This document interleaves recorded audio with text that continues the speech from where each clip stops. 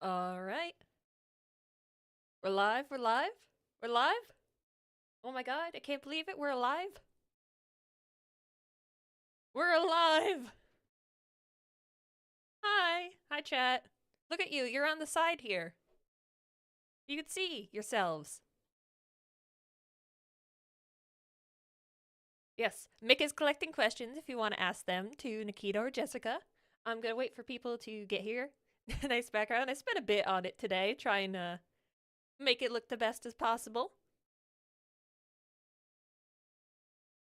I've got a project I'm going to be working up here in a campfire, maybe. You can see I have the little chatterbox here. We're making him a friend. Who is that friend? Who's it going to be? You'll just have to find out. Got this. I made the clothes. So now I'm making the body. But yes, people are joining in. People are joining in. I'm waiting for... The flesh wall is gone. Yes, it's now a blue background with flowers. I based it off of my starting screen. I did, Storms. Yes, I'm making a body.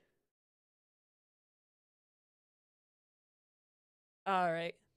Are you all ready? Are you prepared for the Snug Bug Club? Which, okay, disclaimer, it is not a podcast. Okay? You got to agree with me, chat. Not a podcast. Everyone and their mother has a podcast. I'm not joining in on the craze. I'm just having a sit down talk with people. That's all. It's perfectly reasonable. Just chatting with friends. No podcast here.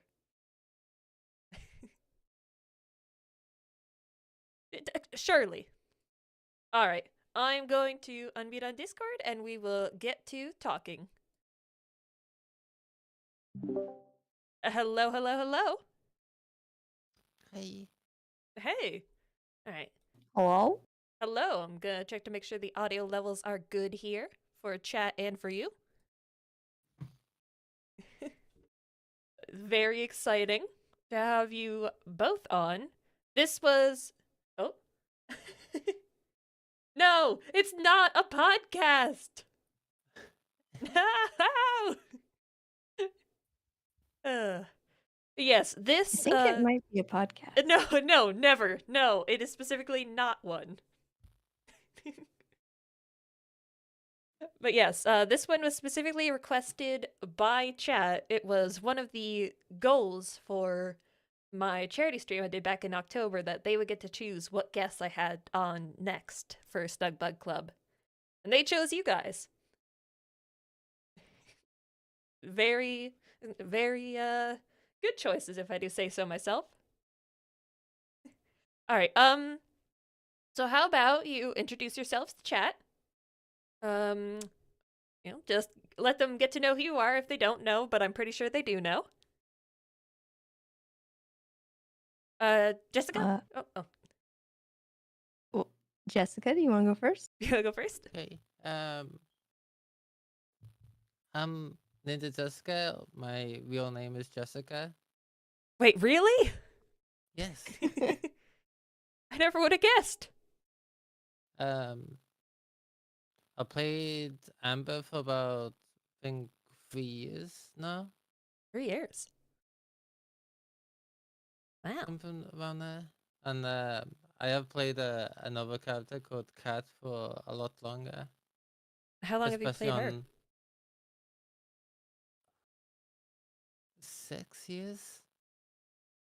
I think maybe 6, 7. Wow. I can't remember how long. When did you start playing her? On my first RP server. Ooh. But she had a different name at the time. You decided to rename her later? Yeah.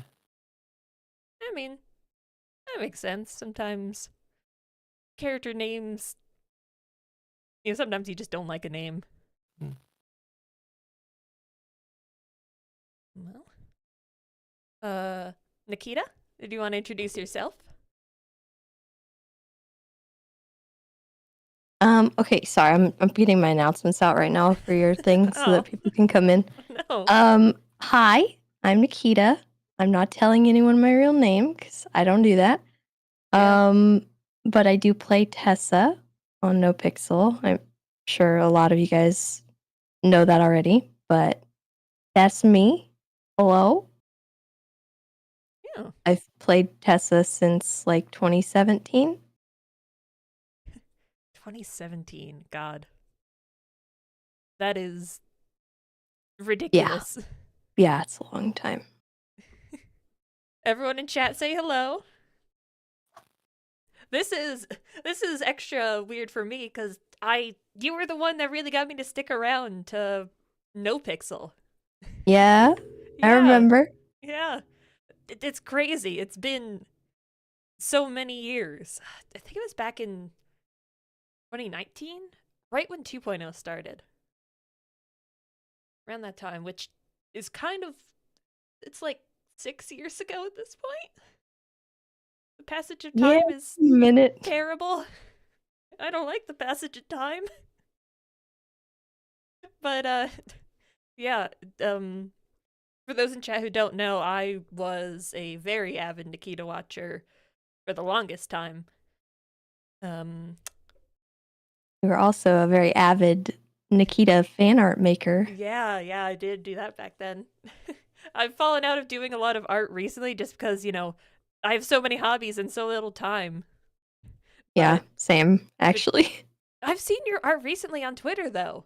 It's I'm so trying. It's cool. my New Year's resolution to get back Yeah. into it, but Yeah, it's really fun. it's hard. I was a fangirl? Yes, I was absolutely a fangirl. Back in the day. Yeah. I have some of your art saved. I don't know if you want to Oh show yeah. it. Yeah, I can pull it up. God. I have it like hidden away in old folders of art. You don't want to look back at your old art. You're like, "Oh god, I really did that." You can't wait to see. Oh no. Oh no, no, no. Oh god. All right. Got it. This art folder takes forever to load. There is so much old stuff here. Oh my god, look at all this old art. Look at it. Oh god. I don't like it. It's it's so old. Oh god. All right. I promise to show it. Oh god, my old art. It's terrible. This one it was of Mary. The absolute cringe I'm feeling. But I mean, it's kind of cool. Design's kind of cool, but also my grasp of anatomy terrible. Just absolutely terrible. Oh god. I like the horns. Yeah. Yeah, the horns are a very good touch. It was oh my gosh. Oh my gosh. This one back when you did D&D with no, wrong one. Back when you did D&D with Oh, the red Norman there. mage. The red mage. Look at that. I wish these came into OBS like fully sized. But yeah. This one is adorable. I like that one a lot. Yeah, that one is very cute. Redo one day. Just kind of show where I've come. How far it's been. Oh, here's the full picture of the D&D. It was I keep grabbing the wrong one. It was the whole D&D group. That was one of my favorite Oh my streams. god. Yeah. It was the whole D&D group. So the context for you guys, if you don't remember or know what happened here, 2.0 Tessa lore. joined. Yeah, Tessa joined Merlin and Derek, who are the people on the left and the right. Yeah. Played by Milton Pike and Djibouti. So they would always collect just a random group of people and take them out on a D&D adventure. And they collected Tessa and hilariously somehow accidentally took Norman Bones along with as well. So Norman played D&D It's with so good. Merlin, Derek, and Tessa, and a random homeless guy, Yeah. and he was a necromancer. It was so funny. So good. And at one point, the homeless guy like bent over and like Merlin, I think, yelled into his butthole. And there was a term that he used that I can't get out of my head. He said he had to gaze into his whispering eye, and I can't. That imagery. I think there's also a clip from that one where Merlin goes, "I've got your nose" to Norman, and Norman pulls out a gun and is like, Yeah. "Give it back." Oh my Oh god. god, that was a stream. That was Yeah. definitely a stream. Uh, I think that was the first time Tessa and Norman talked too. That was like the day that they first had yeah. like an interaction. Yeah. Oh my god, you're right. Oh. And that was why they were together, which is hilarious to me. I can't with that.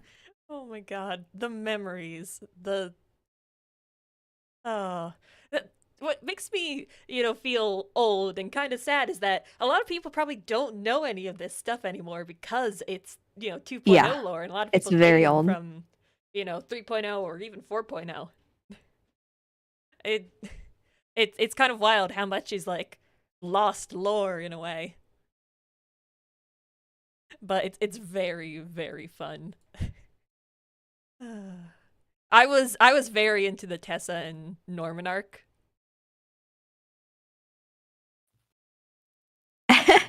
Oh, that's Yeah, cute. yeah, a little skull behind him, little Oh, shepherd cane, and then the scythe. Oh, oh, the memories. Oh, the absolute memories that that brings back. I'm. I remember, like, I believe it was during. It was right before the pandemic. So right before all of that happened was when I started watching. Actually, that leads me into another question I wanted to ask you guys was when did you start role playing?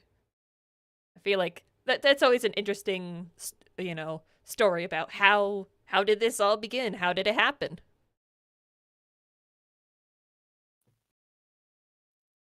Jessica, you want to Jessica? go? Yeah. um, I was looking at I was looking at my old clips to see when I actually like started the GTA RP. Um, I might have like misjudged the timeline because I started in what was it? Like Oh, early 2021. that's not too far removed from me. Was it right at the beginning of 3.0? No, it was on a different server called Oh. PLRP. Be Paradise Life RP. Hmm. Yes, this is a Chatterbox doll. I started making him during the streamer awards. Fished him recently. I But yeah, used that's interesting. mm, What got you into watching RP like that? I think I was watching RP like a bit earlier than 2021 because I used to watch RP before the GTA RP or the No Pixel GTA RP happened, and Mm. it's I forgot the other game that the RP done. Arma? Armor, yeah. I used to watch that a bit because Mm. I think Abdul was on the Armor RP server at the time. Oh. Was Abdul your gateway? Uh, I'm not sure because it's hard to remember back then. But I Yeah. used to watch quite a few like RP streamers. Now that's cool. I, I'm always surprised at how many people actually started at Mm. Arma and remember it. I had never heard of Arma before seeing No Pixel. I don't think I've ever seen gameplay footage of Arma before. That might be for the best. I'm gonna be honest. Yeah, yeah, probably. I'm gonna be honest. Yeah. Yeah. Even now, I am having a hard time remembering any of the Armor RP. You gotta start somewhere, but maybe don't think about the cringe of the roleplay of your youth. It's quite cringy. I don't know if it's so much about the cringe and more Oh so yeah, about the internet was a different place yeah. back then. That was also kind of Definitely cringe. different Yeah, different environment. yeah, yeah. I know Yeah. you started off on I've Arma, right, Nikita? no, actually I Wait, you didn't. didn't? I've heard some stories Oh though, so no. I just yeah, no, I never played Arma RP.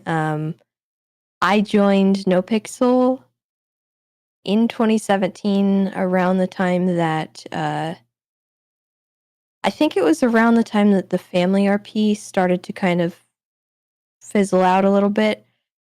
So when I first started watching, there was a server called State of Emergency. Oh yeah. And that was when I was introduced to people like Milton, um, lyrics characters. There was Classy Packs. Passy Pax. Yeah, and Sheriff Eli was one of them that really kind of sparked my Oh. interest because like his interactions with some people that sort of changed a little bit after time, but uh, it was State of Emergency, and then it turned into Family RP, and then once Family RP kind of started having like some problems, I noticed that a lot of people are jumping to this server called NoPixel. I in between that time though, I joined some public servers, had a terrible experience for my first No. time role playing, decided it was not for me. Um, and I stopped playing, like I stopped trying. And that point, my boyfriend Harms, he found NoPixel. It was a public server at the time. It was completely open. You could join it just through 5M. And he was playing on it. He was enjoying it, and there were like girls on the server that he could interact with, and it was like they were not being harassed. So I was like, Yeah. okay, maybe this server is different. Maybe they're actually, I don't know, there's a culture here. So Yeah. I decided to give it a shot because I felt safe. And if my boyfriend was there, I felt safer. So I joined NoPixel. I played for a little while and I met some really cool people and I really enjoyed my time there and it was fun. And the rest is kind of history. I stayed pretty much since then. I don't think there's really been any breaks for me. Like Yeah. maybe a month or two break at one point to do some Arc. But that was also a NoPixel Arc server, so I've been with NoPixel pretty Yeah. much since 2017. Like it hasn't really let up for me. Yeah. It's no pixel. Yeah. You know? Yeah, Um, I've had bad experiences on public service as well. Oh. Yeah, it's public Yeah, the public yeah.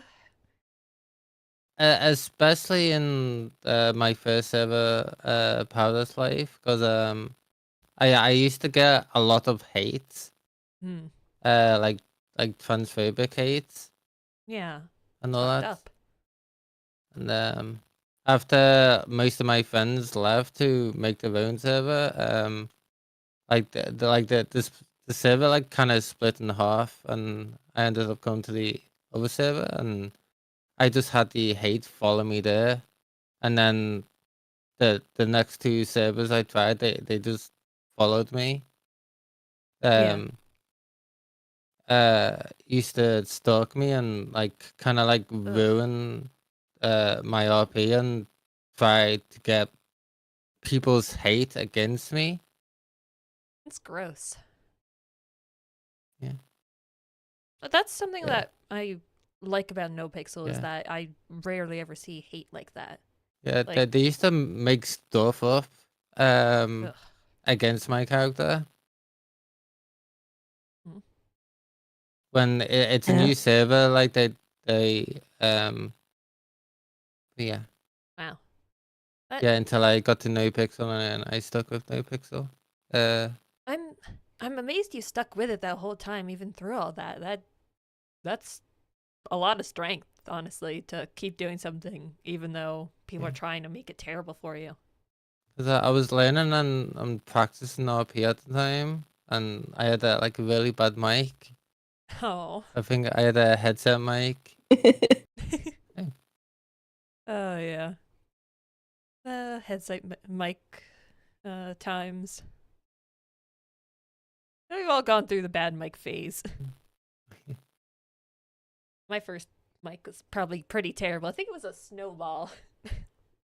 Yeah, mine was too. Well, one of mine. Most of mine were headset mics, and then I got a snowball, and then people started complaining that I sounded like a waterfall, and I was like, "What do you mean?" And apparently, I just had static for like a year before anyone even mentioned it to me, and I was like, Oh. "Hello?" Wow. That was like way Since before that- streaming, but you know. Yeah. Yeah. Audio is terrible. I finally upgraded my mic recently to be something kind of professional-ish after I was fed up with the last one. Finally got XLR. But you know, it's an investment. Audio issues, the bane of all streamers. Yeah. Yep. Yeah. But streaming is Sorry, I was just gonna. I don't want it to get lost, but Orestes was asking a question. yeah. I think I have one of my mods, Mick, grabbing questions, but yes. Okay. Yes, please go for it. Were there any times you were starstruck when playing? Especially for Nikita, since people tend to answer with her when I ask. Oh. Wait, who? Okay. The KGU has joined us! A surprise guest! Who invited this guy? Who invited you? Quick, Get inject a him load of with this. crack so he doesn't kill us. No. See people in here. I just wanted to say hi. Hi. Hi. We're doing a not podcast. Oh, okay. I'm Yeah. gonna go play Marvel. Oh. Wha- Oh, okay. Well, you can stay Oh. here if you'd like. You What don't is have your to go not away. podcast about? We're just talking about roleplay. That's just it. Oh, Yeah, how's your song that you were doing with Path? I saw. it's pretty much done. Something I've never done a song before, but it's the first time we're actually doing it. And then I was working with the LP as well, but Ooh. ours is a little bit slower. LP buttons. Yeah. Oh my gosh, you're working with LP. God, I Yeah, love we him have, so like- much.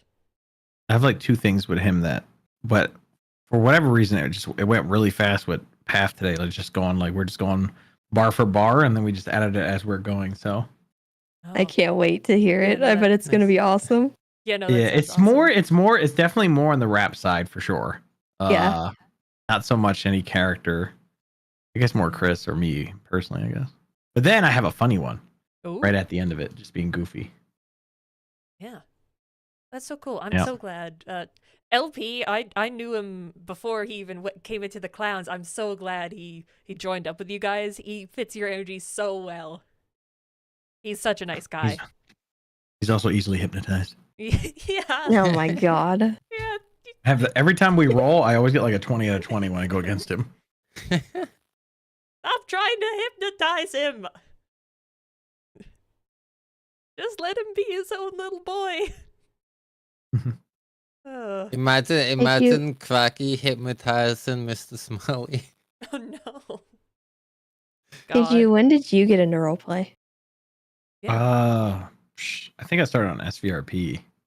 Oh. Well, I started actually. That's a lie. I started on Eclipse, which was that weird Rage client, which I'm sure nobody even uses anymore. And then I switched to SVRP, and I really still didn't understand RP because I was just like doing stuff for YouTube, like goofy shit, or trying to. Like this is when I first got into it. And then I noticed the Vagos from SVRP started moving over to a place called No Pixel, and I was like, oh, I can never get into a place like that. There's no point. And then I finally tried, and then I learned how to like try to snipe the queue and stuff, and then Oh. my first day was Pablo, and I met Summit and shit. So I was like, well, I'm addicted. Yeah. Hmm. The first day of RP is always kind of wild. I had a Yeah. very wild first day. Did either of you, Nikita or Jessica, have one? Or was it normal? Well, wild first oh day. god, Oh. She's sorry, my barking. dog. I definitely had a wild first day. Not gonna lie. I ran into a lot of characters. That was like the middle of somewhat beginning of 3.0, but not really. Like a couple months after the fact. Oh. And I knew nobody. I knew no streamers, no nothing. So it was like I only knew I was role playing with a big streamer because people jumped to me. I had it's my first stream on OPix ever. I had 1,000 viewers. Like, what the fuck is happening? And they were spamming all Really? my shit. Oh my Yeah. god. I think I ran into yeah, and then that was when I ran into Uchiha and everything. They gave like all the CG. Someone gave me his car to like drive around, but it was actually Uchiha's car. And then basically they thought it was stolen, and I got like fucking berated. It was funny. There's a bunch of other shit too. I went skydiving. It was a crazy first day, Yeah. and that definitely got me hooked for RP because I was looking at it as like, oh, how can I make money here? How can I make money on doing role play and doing these videos? Because I saw people doing it. Because I only played League of Legends, and then I started getting into that. Hmm. You were a League of Legends person, I see. Yeah, I still am. I just don't play it. I haven't played it in a while. I used to play a lot of League of Legends and Overwatch before I started RP. That's pretty cool. Yeah. Oh, and I- Hearthstone as well. I was never a huge gamer. Even now, I still don't feel like I am. So I've never actually played anything like League or Overwatch or any of those big games. I'm such a noob. I Which is why suck at I'm all terrible games. at shooting. Everyone's so good at it. But yeah, I used to be Diamond Master in Overwatch. diamond. Wow. I assume that's good. I mean, it is a diamond. I got up to Diamond just playing Diva. Yeah. Were either of your first days exciting, Nikita or Jessica? My first day of RP, I ran into a cop that landed a helicopter in, like the upper car park of MRPD, and got chopped up in the tail rotors, No. and there was no one else around, so I carried it into the lobby, and I was taking a selfie with the cop and down, and another cop ended up coming to MRP and just started blasting at me. Yeah, damn. Is that the start of the Ember craziness? Was that on I- Ember? No, it was on my first RP character called Dana. Oh. When did Ember come about? Ember, late 3.0 of No Pixel. Cool. Feels like she's been around for so long. Kind of like, I think September or August. Oh, August, September, that is pretty late 3.0. before, yeah. I did apply to No Pixel before my first RP server. Because my No Pixel account is May 2021. And I went on my first RP server in like June 2021. I wonder when my No Pixel Yeah, I applied made. before public wasn't even available on No Pixel. Like there was only the whitelist server. Yeah. Alright, how do I check And when mine was made? like it was a bit embarrassing, like doing making the character that I made up, because I made up a trans character. Oh. looking back at it, it is embarrassing, and I never want to bring up that character that I made up. Yeah, I mean, we all have cringe role plays in the past. Cause I always got whitelisted back then, but I struggle with written applications. Oh. You know, that makes sense. Quote unquote past. Wow. Wow. Cringe roleplay nowadays. I just looked at my NoPixel account. Apparently I made it June 27th, 2019. I didn't start playing until August of 2020. You know, it'd be interesting if a place required people to play more than one character. Yeah. I feel like it's definitely fun. You can get locked into a lot of stuff playing one character, but also juggling characters is so hard. I struggle Yeah, with it so much. telling me. Yeah. Especially when you have like multiple main characters. I don't Yeah. even want to stream anymore. I'm Roleplay like takes so over. lost at what I want to do. Roleplay takes over. Yeah, back to Orestes' question. We never answered it. Oh, Oh. It was, were you ever starstruck when role playing? Is that what the question was? Yeah. Yeah, 100%. Like there were people that I watched before getting into NoPixel that when I joined NoPixel, they weren't there. And when servers like State of Emergency and Family RP sort of like fizzled a little bit, they started jumping over to NoPixel and like joining our community. And for me, that was like a dream come true because these were people that I was like so excited to roleplay with, but I had no idea what I was doing. This kind of goes back to like my first day role playing kind of question. I don't really remember my first day role playing, but I know I wasn't role playing. I didn't know what the heck I was doing at all. And I didn't have like an idea for my character. I was just kind of there. And I was trying to figure out what I wanted to do. So I was doing like little jobs here and there. I remember Was it on Tessa? that yeah, I did make Tessa.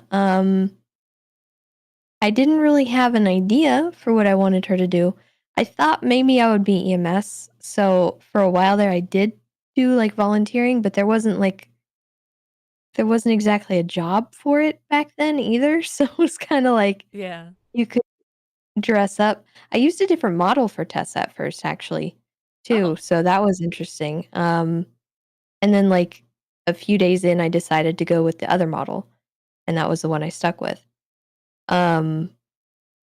So I was still like really trying to figure things out when they all came over, and I didn't really know what to do when they would interact with me. So I would just be kind of a mouse and super quiet. I didn't know what to say or do. And the one time I did say something, it was the stupidest thing I could have said, and I got shot. No. So, you know, because it was the Lean Boys came over, and Al Boys. Sab was there, and they held us up at Tequila La. And they took me hostage specifically. And I was sassy, and I shouldn't have been. And he got mad and he shot Tessa. Oh, no.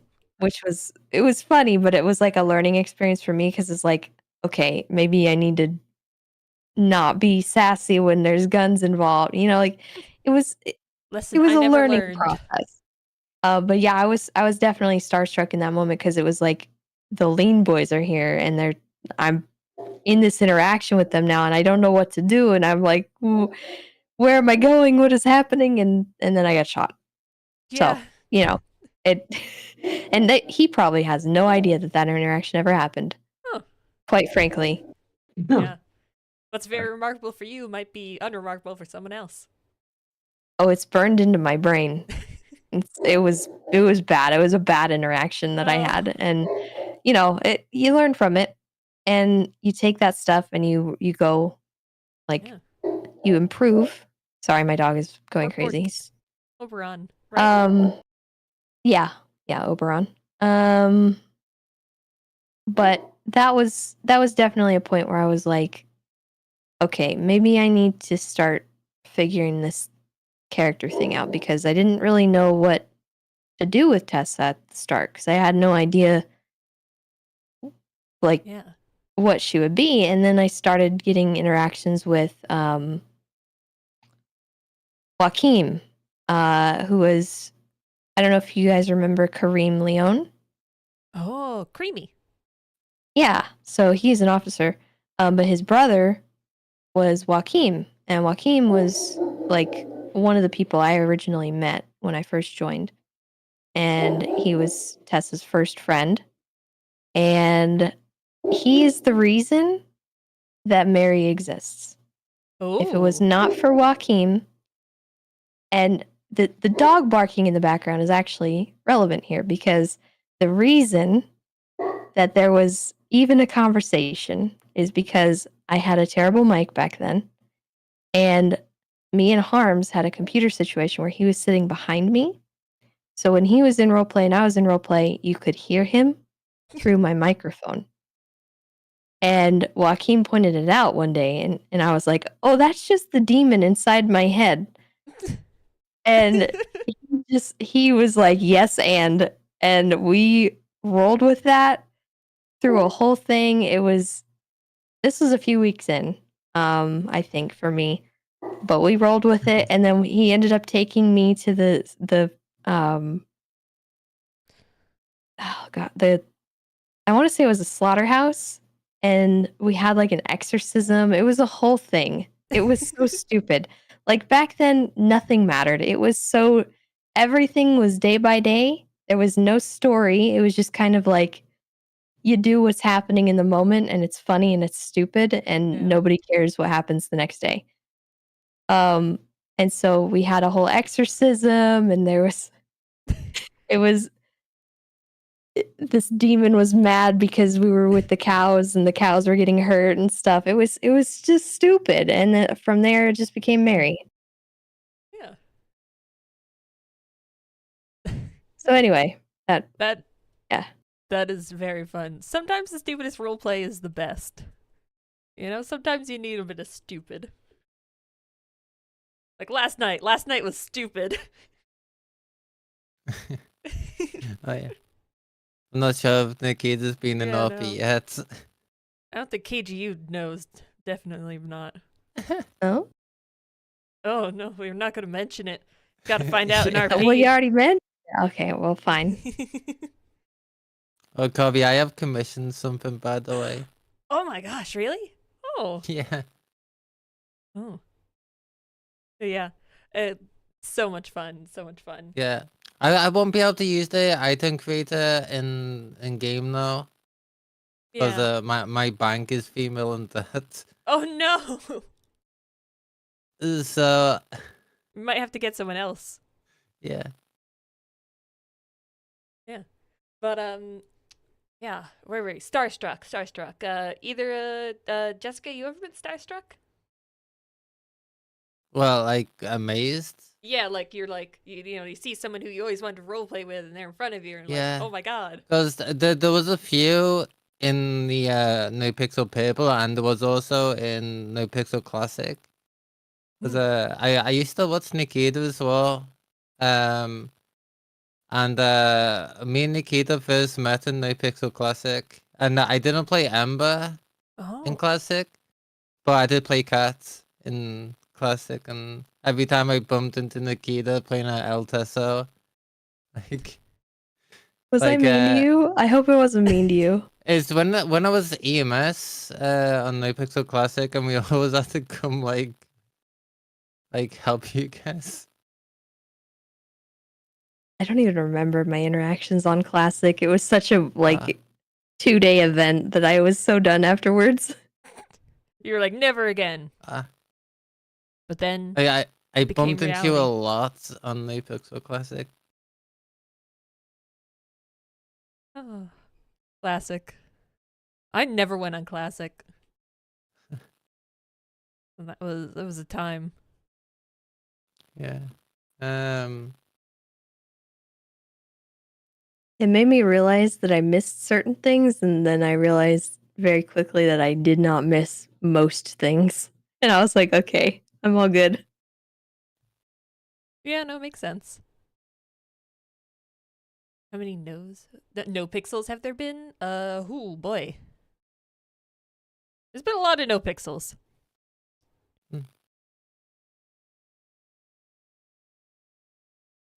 I mean, back in 1.0, there were 3 servers.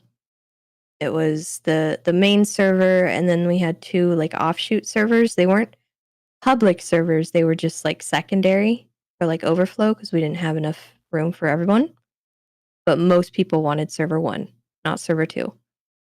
And then after a while, I think something happened, and server 2 became the more stable one, so everyone switched to server 2. It was like, I don't know. But that was 1.0, and then on 2.0, we had just the main server, and that was it. Yeah, I remember the old days when the queue was so small. Yeah, and then I don't think the public servers came out for 2.0. I think it was 3.0. So we switched to 3.0, and that was one server for a while, and then it switched to we had like different language servers, so like the Spanish server. Yeah. And then we also opened the classic servers, which we had a green and orange. And at some point, I think we had a purple server as well. I don't know. We've had Too like many. different colors. Yeah. But many anyway, colors. several public server iterations. I think now there's blue. Yeah, blue and green. Yeah, and then we had classic come through after the public servers as well. And then after that, we had 4.0. And 4.0 has the public servers still, plus the different languages. We have all the ones that are on the No Pixel forums, I think, right now.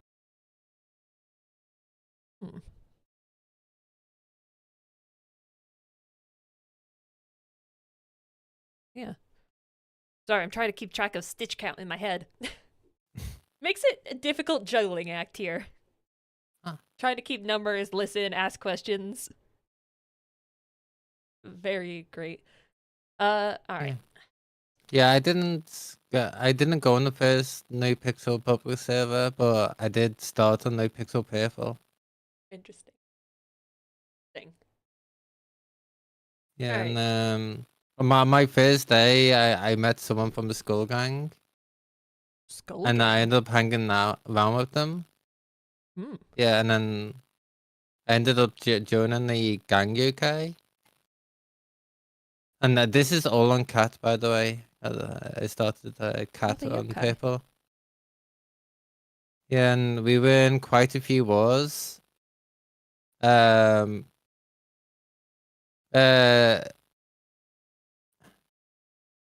can't say much of what happened in the background since there was some weird stuff going on.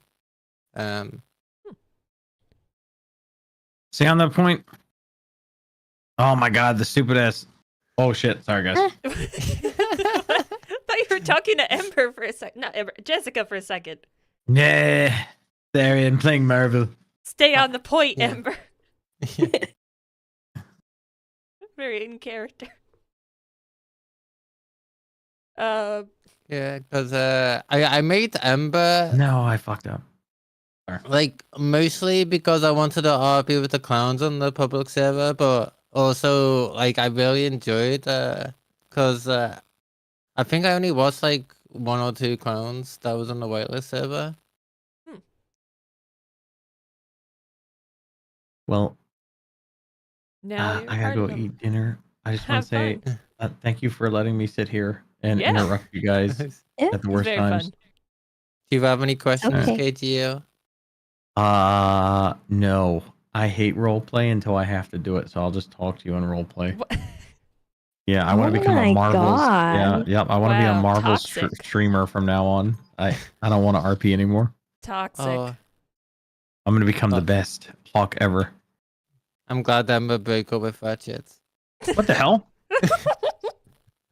Oh, no, I'm just playing. No, I've been really enjoying the cracky RP though, for sure. Yeah. This feels like I'm actually role playing again. So It's way that- too much fun and also terrifying. yeah, it just feels like lately I've been like waking up content, more like, Yeah. but no story. Oh. So, but no, this is fun. So it's been fun. Hmm. So I'll let you guys So, yeah. go, and I will catch you Monday All right. tomorrow. Bye-bye. Deuces. It's tomorrow. All right. Next question I had was, where do you see your stories going in the future? Which is a lot to ask because things are very variable right now. There is no way to see. Yeah, how far ahead do you plan your RP storylines? I'm in a runaway train that's careening towards that cliff. Yeah, no, that's how I feel all the time.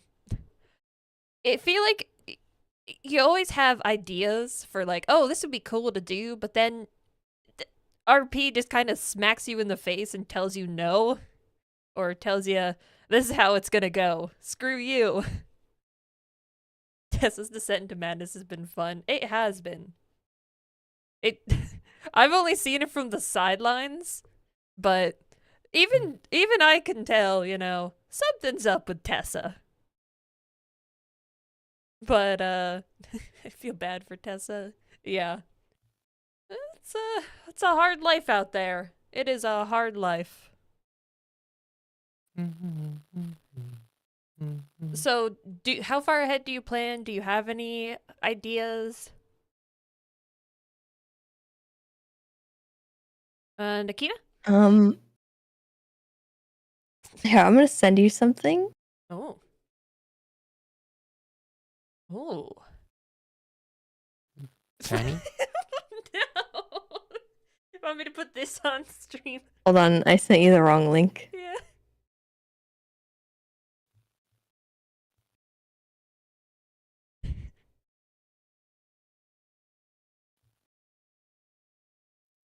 There we go. Yeah, that's basically the description of what is happening to me right now with roleplay. I don't know what's happening, but it's happening, and we're careening.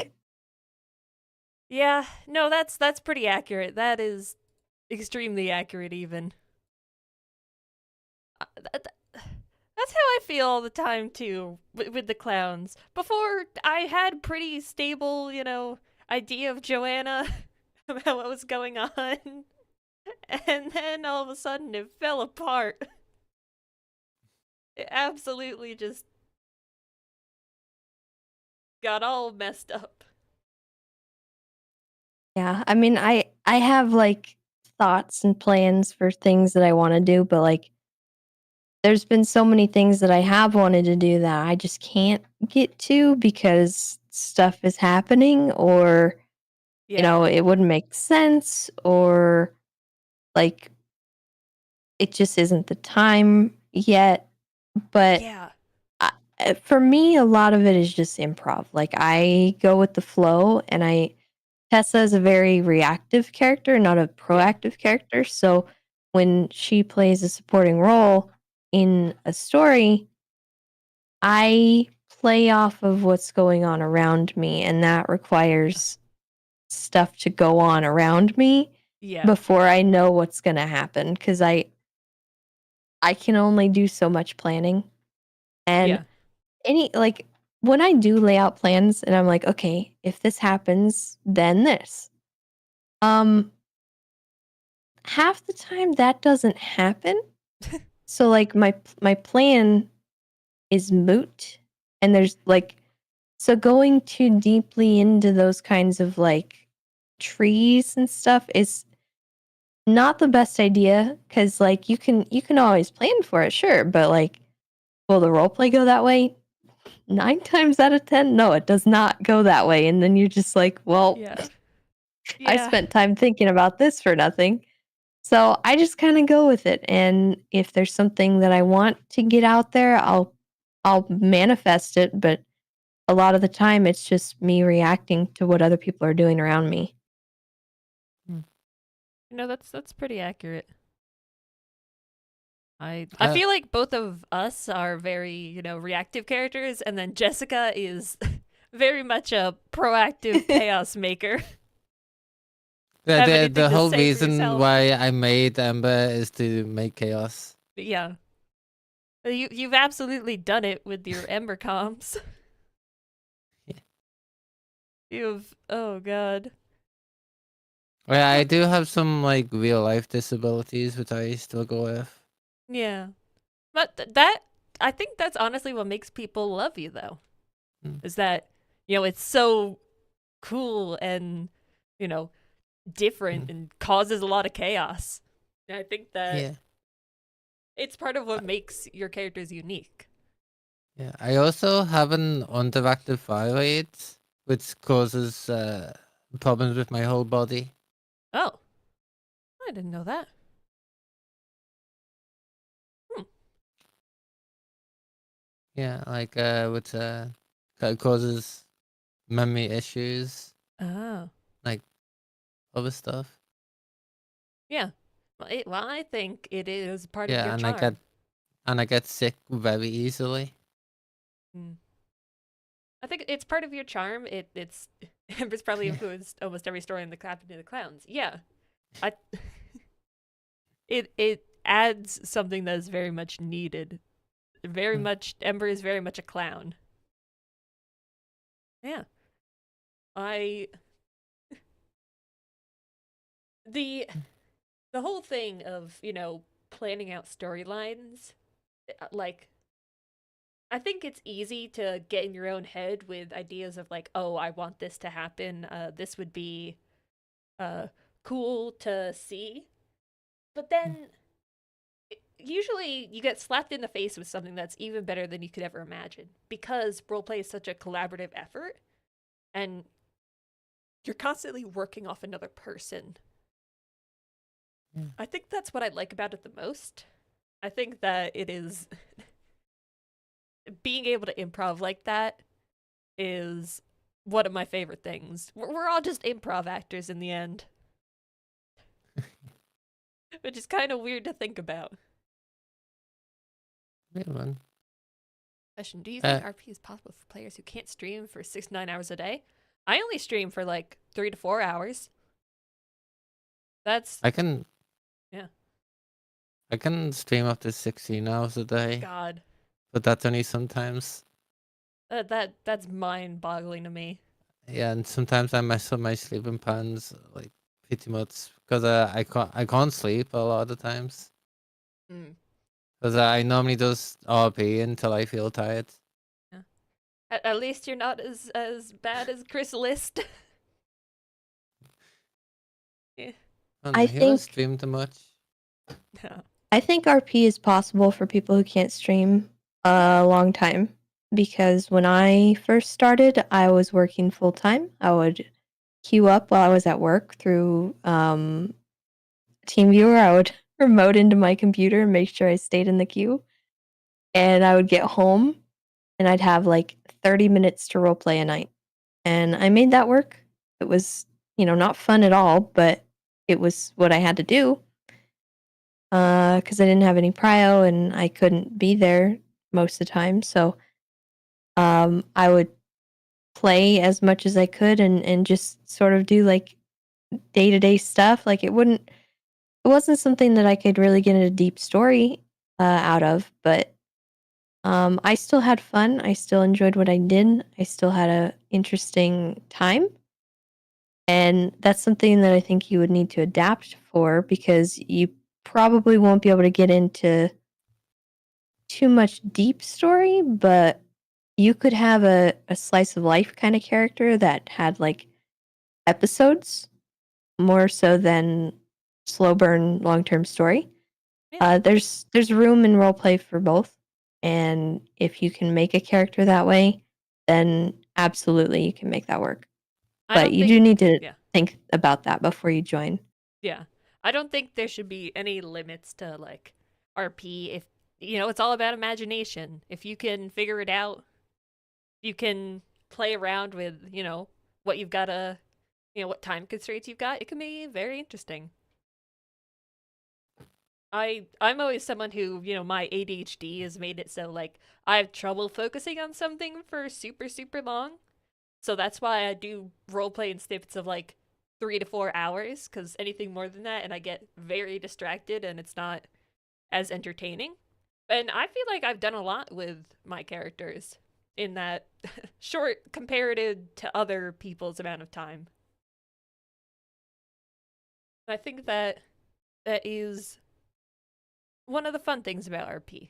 I think everyone should try it at some point. Like even just like text RP, like that's where I started out doing stupid forum stuff on Roblox. Very very cringe. But you can be cringe Bro. free. I started on Neopets forums, Oh, right? I don't even want to nice. hear it. Nice. Oh, I was really into Webkins too when I was young. That was I feel like I probably roleplayed in there as well.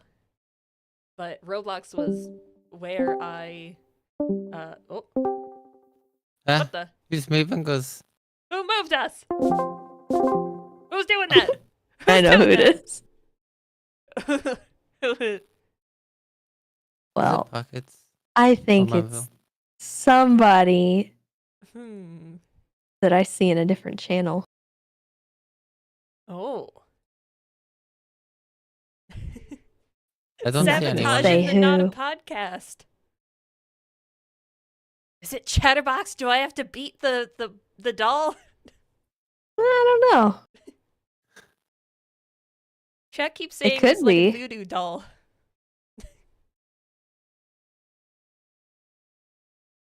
I've made like no progress on my crochet. I've been so distracted. Oh. I've got all of these different elements I made before. Is it a Probably- secret? You could probably guess. Ah, It I know who it is. was very quick. Is it Tessa? Is that meant to be a flower Wow. band? The multicolored? It's Boo Boo, the clown. Oh, Yeah, that's her clown outfit. Oh my god. Yeah. Ah. It was very exciting. I get so much joy out of making these little dolls. I love how I just knew. Yeah, you just knew. I mean, it's a very iconic outfit. Yeah. Oh, poor I feel Tessa. like- yeah. She's been dressing in just monochromatic Yeah. colors for months and no one has said anything. Oh. She's around the clowns. How are they gonna notice?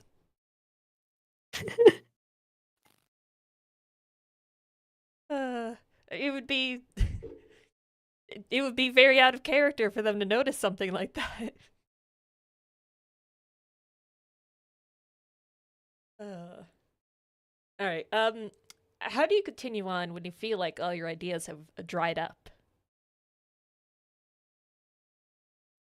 Do something stupid. Yeah, Yeah. no, yeah. I do have a plan for an arc, but like it's just like this there's other arcs that keep happening. Like I was waiting for the Jagger arc to finish. Yeah, no, yeah. It's hard when you feel like, oh, someone else has the spotlight right now. I don't want to take that away. Yeah, I wanted to wait this year, but it's finding the time. Yeah. Do I have to be worried? Yes. Maybe. No. Yes, you do. Absolutely, you do. I always have to be worried. Hmm. Does Nikita have to be worried? That's my secret. I'm always worried. Hmm. Yeah. I mean, Everything that happens, I just want to throw up. oh, but you make it so good. Yeah. I was just looking at the people who streamed the most in No Pixel the past month. I am in the top 15. Oh. God damn. Yeah, like Vivian Gray has me beat, Margot has me beat, Marco's been But, pulling it out. Belle has me beat, Sooty has me beat. Sooty's in the 1, 2, 3, 4, top 7. Wow. The number 1 is someone I haven't heard before. Oh, really? Someone who plays, was it Don Zeke? Never heard of them Huh. before. Yeah, I don't think so either. They have played 329 hours God. in the past month. That's levels of addiction I could never get to. Yeah, I only have 196 hours. Oh, in the only past month. 196. Only. But yeah, to get like out of a rut like that, if you're feeling creatively stunted, I think the best thing you can do, and this is kind of what I've done in the past, is find someone else who's not and see how you can help them. Because when you get wrapped up in someone else's stuff, you tend to find things for yourself as well. And you're helping someone else's story as well. So Yeah. it's, for me, that is what I enjoy about playing kind of a supporting character. Because it means that I don't have to always be the one creating something, but I can create things within something to help somebody to make it better. And that, for me, that helps a lot with keeping myself feeling like I'm still doing something, even if I'm not feeling creative or things like that. Because joining in with someone else too can also bring you new ideas as well. So that's where I go with it. And it's helped me a lot get out of like really bad ruts, because I get into really bad ruts a lot. Yeah. Another thing that I have done is I am not afraid to completely pivot my character's entire life. Yeah. Because I started off as a civ. She was completely lawful. She didn't do anything. She didn't snitch on people. Like, she was not a criminal, but not a cop. And then I completely uprooted that by joining the police force. Once I got creatively stunted with that and felt like I had finished that story, I pivoted again. And I am not afraid to uproot Tessa's entire life, for the sake of creativity and feeling like I need something new. And that has helped immensely keeping things fresh for me, because if I can do that and still come back from it, I know I'm doing something right. And I enjoy it. I like doing that. Although, like, right now I'm super happy where she's at. So Oh, yeah. I think I can't imagine I her think anywhere things are else. going really well. Yeah. I have been kind of the same, but like Cat started out as a gang, then in purple, and then went to cop in green. And quite a few of the cops are questioning how I even became a cop, because Cat used to be a criminal, and they were like hiring criminals now. It's always fun to just do a weird pivot with your character. Just do something a little wild. Even now I try to. Yeah, most people. Most people just make a new character for like cop or crim. You know, you get attached to a character and you're like, I don't want to leave him behind. And I think. Well, I think with that too, some people will role play their character into a corner. Because like right now, I don't think I could uproot Tessa and just become a cop, right? Yeah. It would take a lot of story and build up again for her to go that route ever again, because she's gone so heavily into a bad place. Yeah. And she's just been foul. And it wouldn't make any sense for her to join back with the police or to stop doing crime, you know. So some people don't really want to go through that process of like working back into that, because it's hard. It's really hard. And people hold really hard grudges too. And there's people who like would probably never forgive Tessa for some of the stuff she has done. Yeah. And that, I think, is where a lot of people stop because they're like, well, I don't want to face resistance everywhere I go. So I'm going to make a new character with less baggage. And that's, I think both are okay, but one is a lot easier to work around. Yeah. And the other is an uphill struggle that pretty much never stops being uphill. Yeah. I think it's narratively satisfying to go through all that effort, you know? And Mhm. taking risks in RP makes some of the best stories. Like, being able to, like, throw everything away, I think is very interesting. I could talk all day about how much I love RP and how much fun it is to just do wild things, to be creative. Like, roleplay kind of replaced writing for me in a lot of ways, about getting stories out there, just being creative. Yeah. Do you guys feel that way? Like, did it kind of replace any other creative outlets you had in some ways? Art, Yeah. Uh, for me, compared I stopped drawing entirely when I started role playing. I used to draw a lot.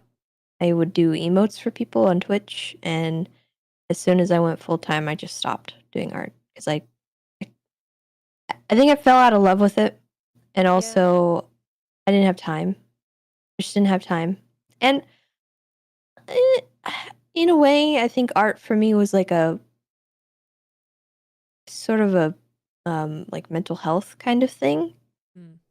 And when I started streaming, my mental health kind of like went to a really high point. And so I didn't really need that outlet so much because I really was enjoying streaming.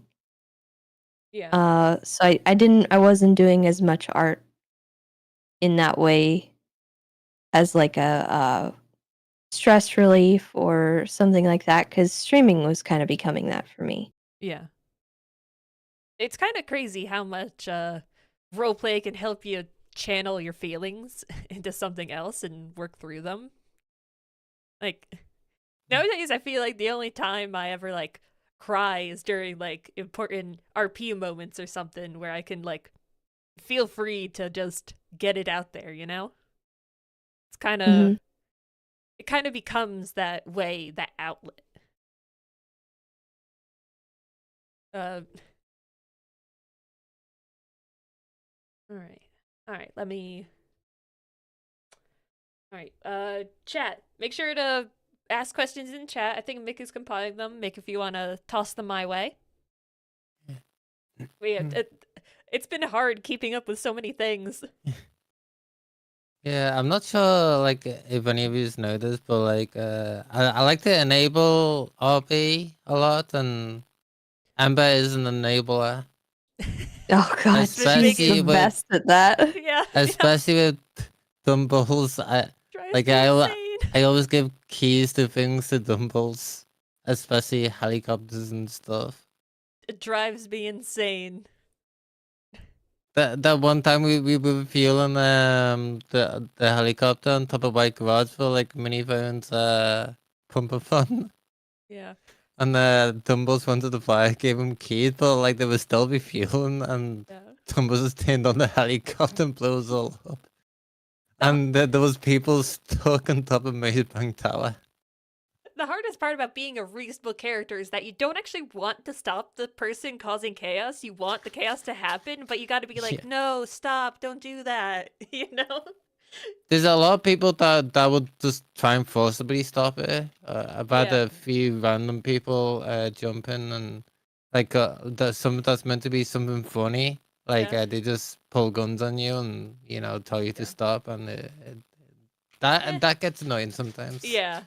But it's hard. You gotta balance your character with also like, hey, this RP has gotta be interesting.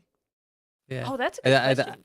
I don't know if you know about Amber and Tess's when she had a concussion hook. Oh no. Oh my god. What did you That do? was so bad. What did you do? I love that you did that though. It was so Yeah. funny. Oh no, do I even want to know? Do you? Kinda. I'm such a curious person. I always want to hear about the things happening. Cause I love roleplay. I just love watching roleplay, and even when I'm not in it, I'm like, oh man, this is so cool.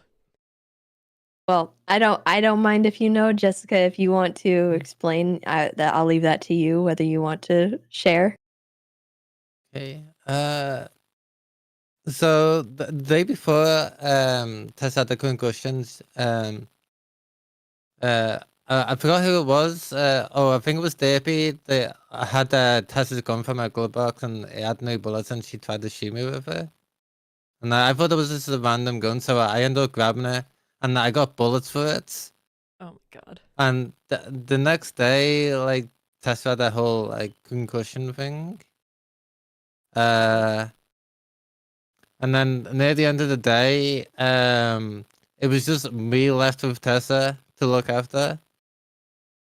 Already a recipe. Oh. Terrible. Like worst And, possible scenario. Yeah, Tessa wanted to get her gun. And then I found out that the gun that was in was hers, so I gave her the one I had on me and just gave her all the bullets. What? And then we went back to the food court. So that I think she wanted to see Moose again. And Moose wasn't around, and I called up Moose because I know what she wanted. And they were trying to start a race, and I made it sound so serious that he needs to come down to the food court. When he gets down there, he gets stopped up by two other clowns. I have the PD class 2 out, and the kid has got a gun out. God. We're just okay. I need to set the scene a little better here because it was insane what was going on. I walked in to the food court. There was people standing around, like ordering food and stuff, and I had the gun out, and Ember had her gun out. We just walked in like a couple of psychopaths holding guns. People like greeted us like normal. They didn't react at all. And Tessa was like, I have a gun. And she points it at the ceiling and shoots it. And no one does anything. And they're like, whoa, what's going on? And Tessa insinuated that she was going to kill someone. And nobody tried to intervene. Like, not even a single person. There were like 10 people at the food court. It was awful. And like Ember's just standing there, like helping her get Moose back to the food court because Tessa wanted him there. And it was just, oh my god. And they stood there. They all stood there while we sat out front of the food court waiting for Moose to show up. They all knew what was gonna happen. They all knew. It's Tessa, you know. Tessa. It was not at all unclear what was about to happen, and not a single person spoke up. Oh god. It was so bad. No, it's the best.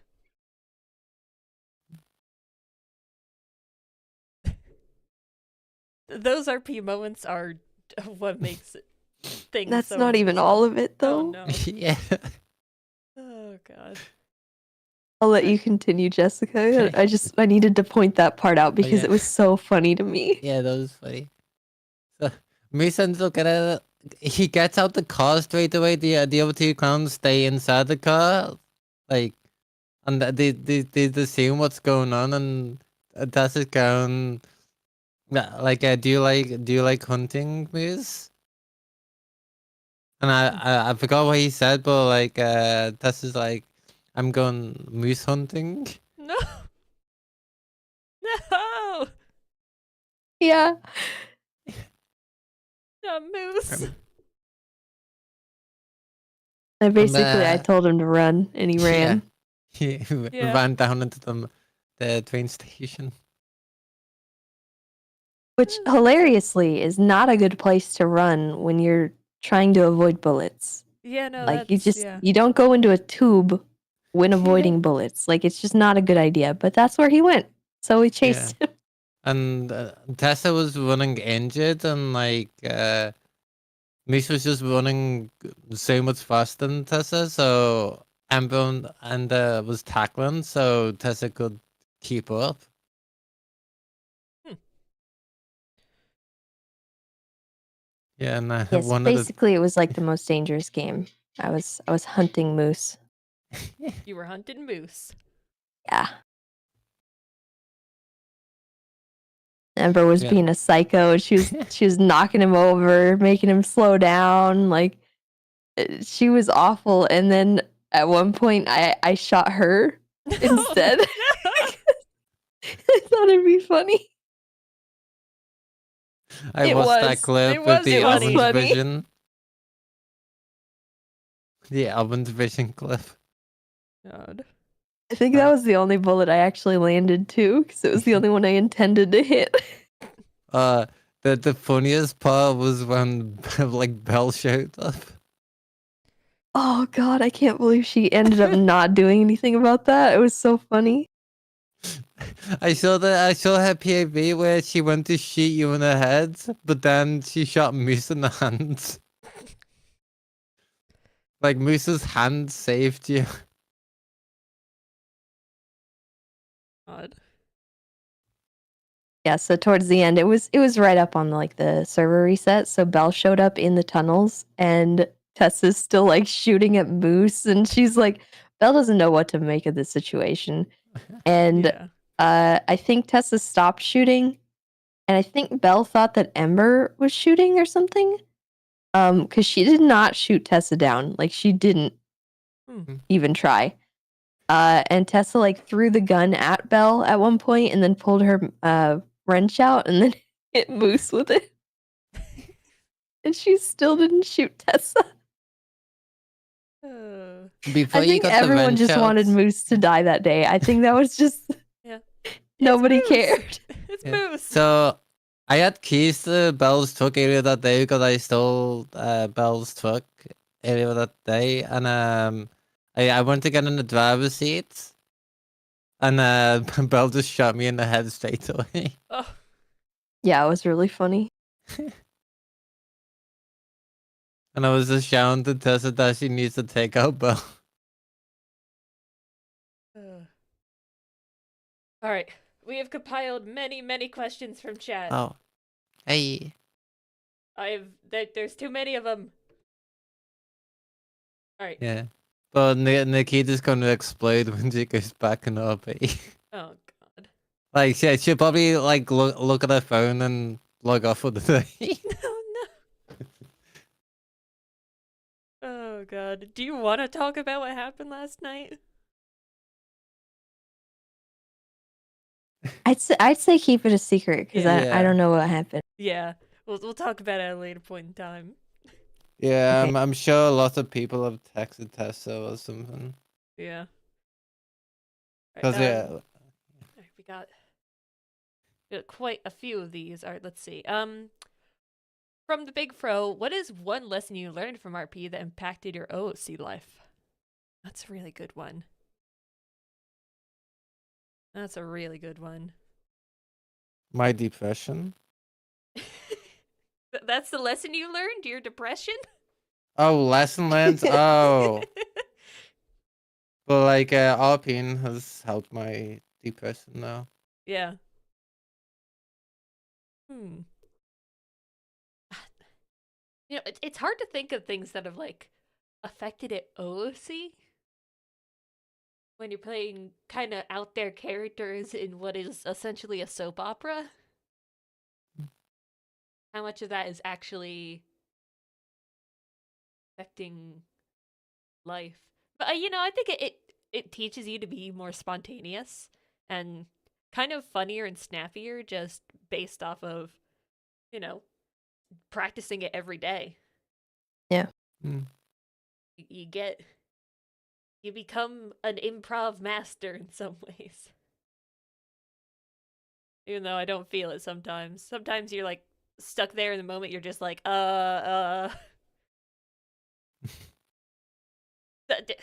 Even now there's people I'm like so jealous of. I'm like, oh my god, their improv skills are immaculate. I don't know how they do it. Like, Ooh. Like okay, Spaceboy and James Randall, his his skills Yeah, unmatched. They're just definitely absolutely unparalleled. unmatched. Yeah. You got a question for Carby? Why does Joanna smell? Wow. Why does Tessa smell? Excuse me? Yeah, yeah. You want to run that by me again? Yeah, why does Tessa smell? I've learned how to use OOC in character to torture No. people. I'll Uno reverse this, okay? I don't think you want this smoke. Oh no. Wait, who said that? It was Storms.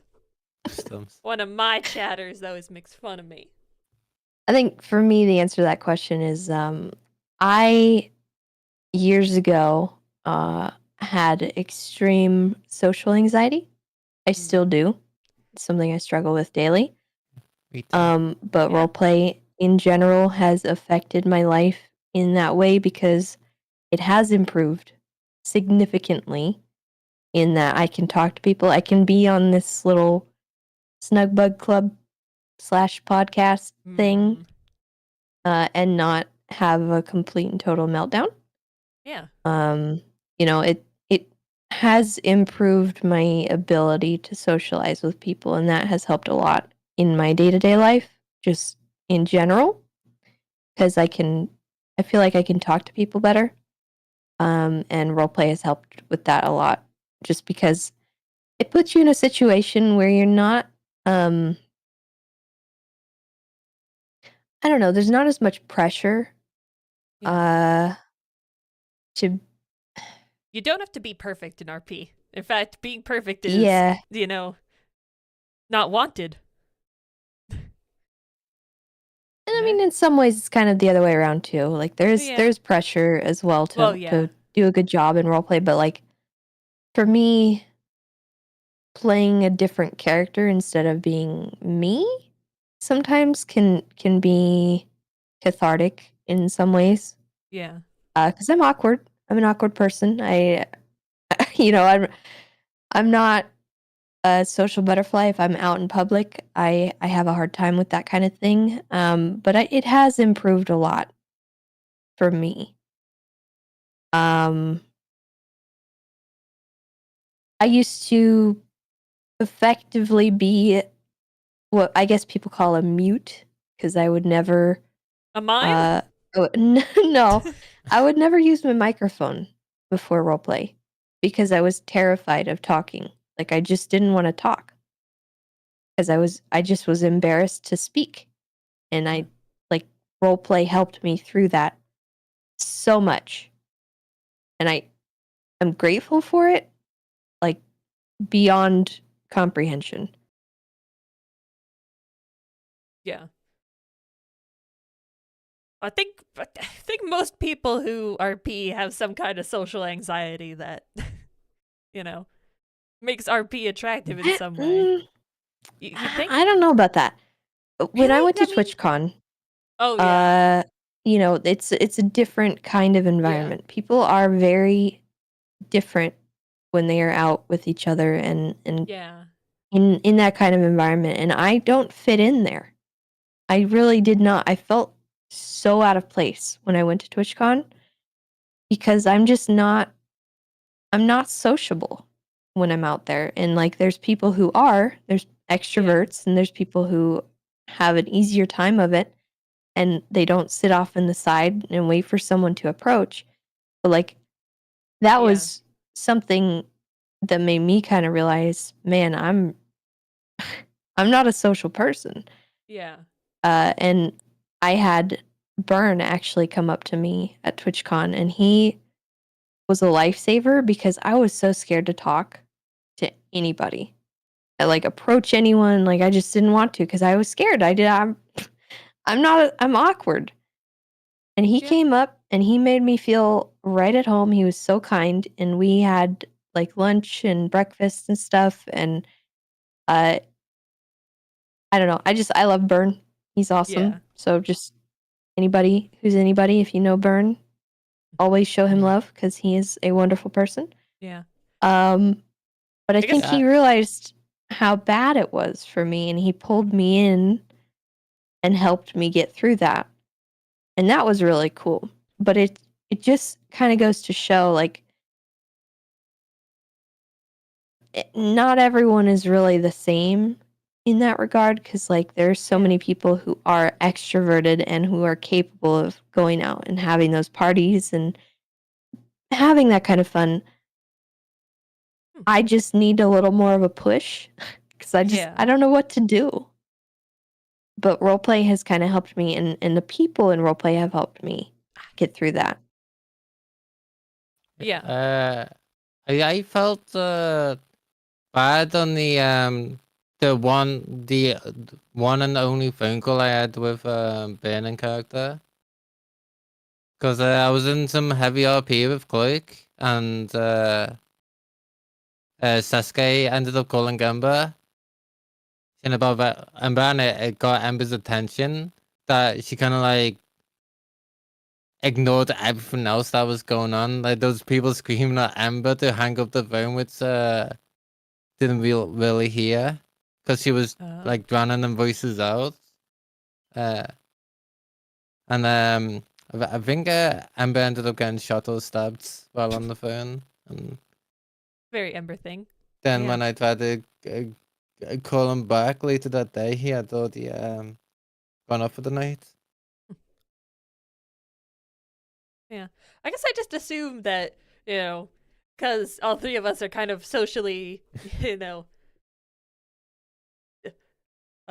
anxious, that, a lot of people in our PR. But yeah, no, you're right. When I went to TwitchCon, there were a lot of people who were at their element in the bar and talking with people. Mm-hmm. I definitely felt very awkward there, going around introducing myself, be like, hey, it's me, I play Joanna, you know me.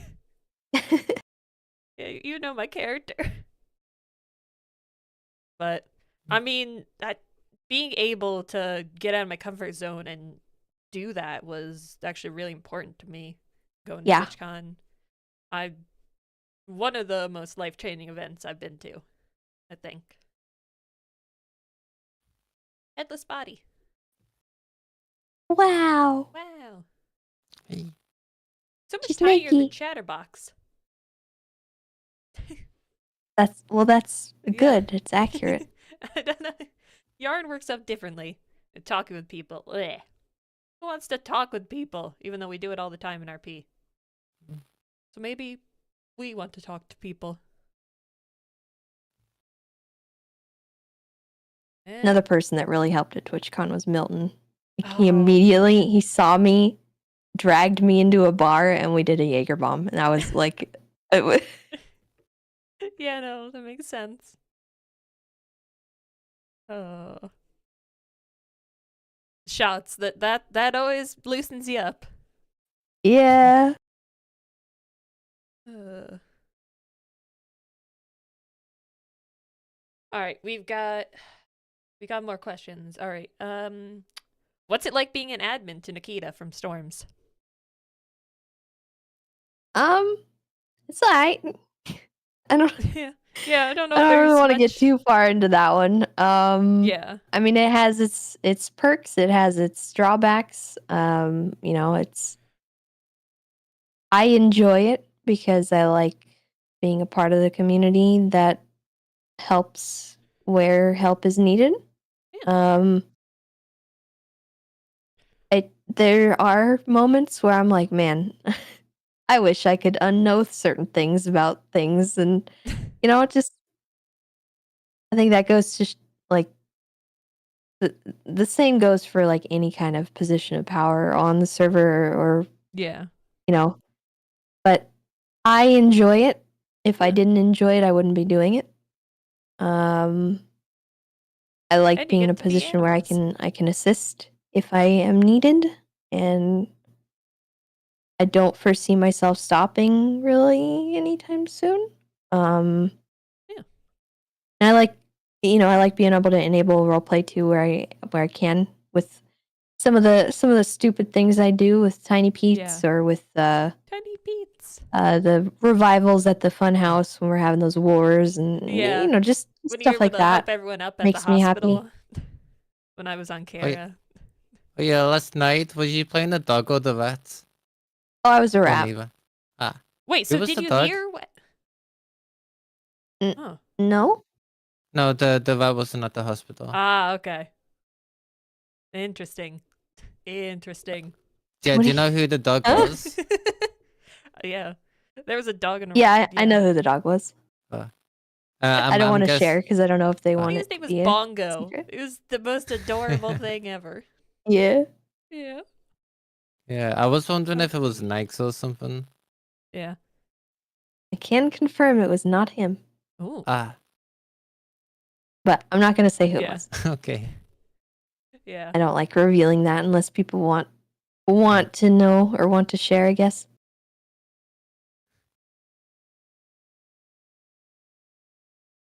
It's funny that But they yeah, literally I enjoy being an underserve admin. rough. It has its moments, good and bad, but Yeah. it's just kind of, comes with the territory.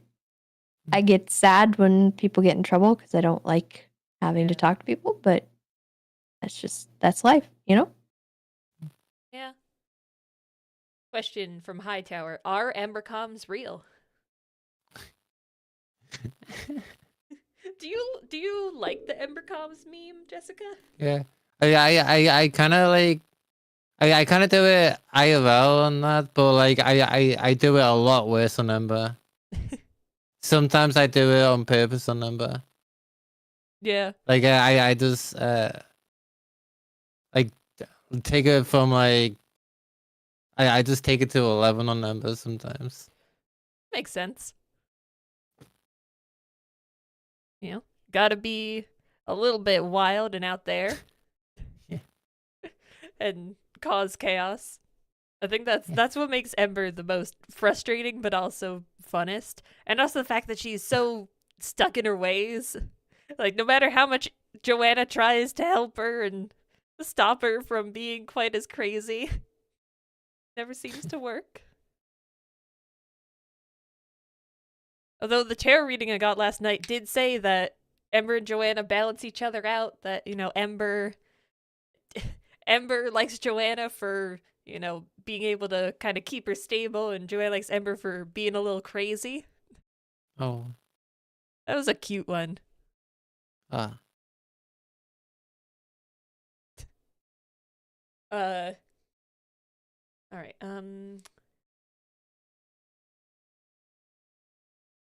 How do you all feel about Joanna dating half of her patients? What the heck, Orestes? Wait, It's dating one. half? It's one. Okay, well then there was also Ryan, but that was he ended up shooting me. So What? that's how Joanna lost her eye. Was Ryan Wilson? He shot her. And they were kind of together at one point. So yeah, okay, maybe it's been 2 patients, but that's it. I'm such a bad therapist. That's crazy. I feel like it's impossible to play a totally ethical therapist because, you just want to be friends with your patients and do wacky things. Heaven help you if it becomes 3. Yeah, I can't see it becoming 3. Brother, when Ember just like low key dropped that you guys were in the middle of a lobotomy when I was having like Tessa had a mental breakdown. Brother, that was so freaking funny. The way you dropped that information, Jessica, words cannot describe how funny that was to me. I can't. The way that's also Ember comes. I'm just over here going through it. I walk out the door. Ember's like, "Oh, we were doing a lobotomy," and then she just keeps carrying on with the conversation like that was not a thing that she just dropped on Tessa. Like, hello, and then to find out Joanna was involved somehow, Tessa just all she could do was like shrug it off and sigh. Because, like, huh? Yeah, younger because clients. Joanna wanted to do the lobotomy instead of Marco. No, well, no, I said let me do it so that I could fake it and he wouldn't get a lobotomy. You know? I was gonna be like, hey, Oh no! let me try and fake giving him the lobotomy so that you don't actually do it and lobotomize someone. And then, of Tessa course, thinks you did a lobotomy. Yeah. it spirals into everyone thinks Joanna's done a lobotomy. Yeah, I was thinking if I should snit on Margot or not. Oh, God. Oh yeah, Tessa absolutely thinks that Joanna is just a psychopath that like just wants everything bad to be happening. What? It's so Oh, funny. God. The perception of Joanna in everyone's eyes is so wild. It's so good, but It's funny, like what Margot said to you when you said that you've done a lobotomy before. I said I've done tons of lobotomies. I'm the best lobotomy doer in the world. It's all ploy. My ploys never work out. It sounds like saying you just want to be Onyx, Joanna. Onyx Joanna did do some lobotomies for real. Yeah. That was kind of where I was doing like this unethical therapist thing. Like just completely off the rails. Very fun. Alright. From Mick. If you had the chance to plan a no-pixel event, what would it be?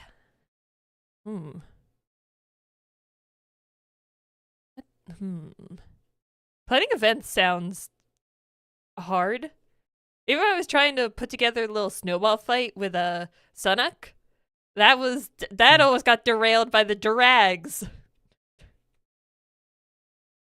Oh yeah, the snowball fight. Yeah.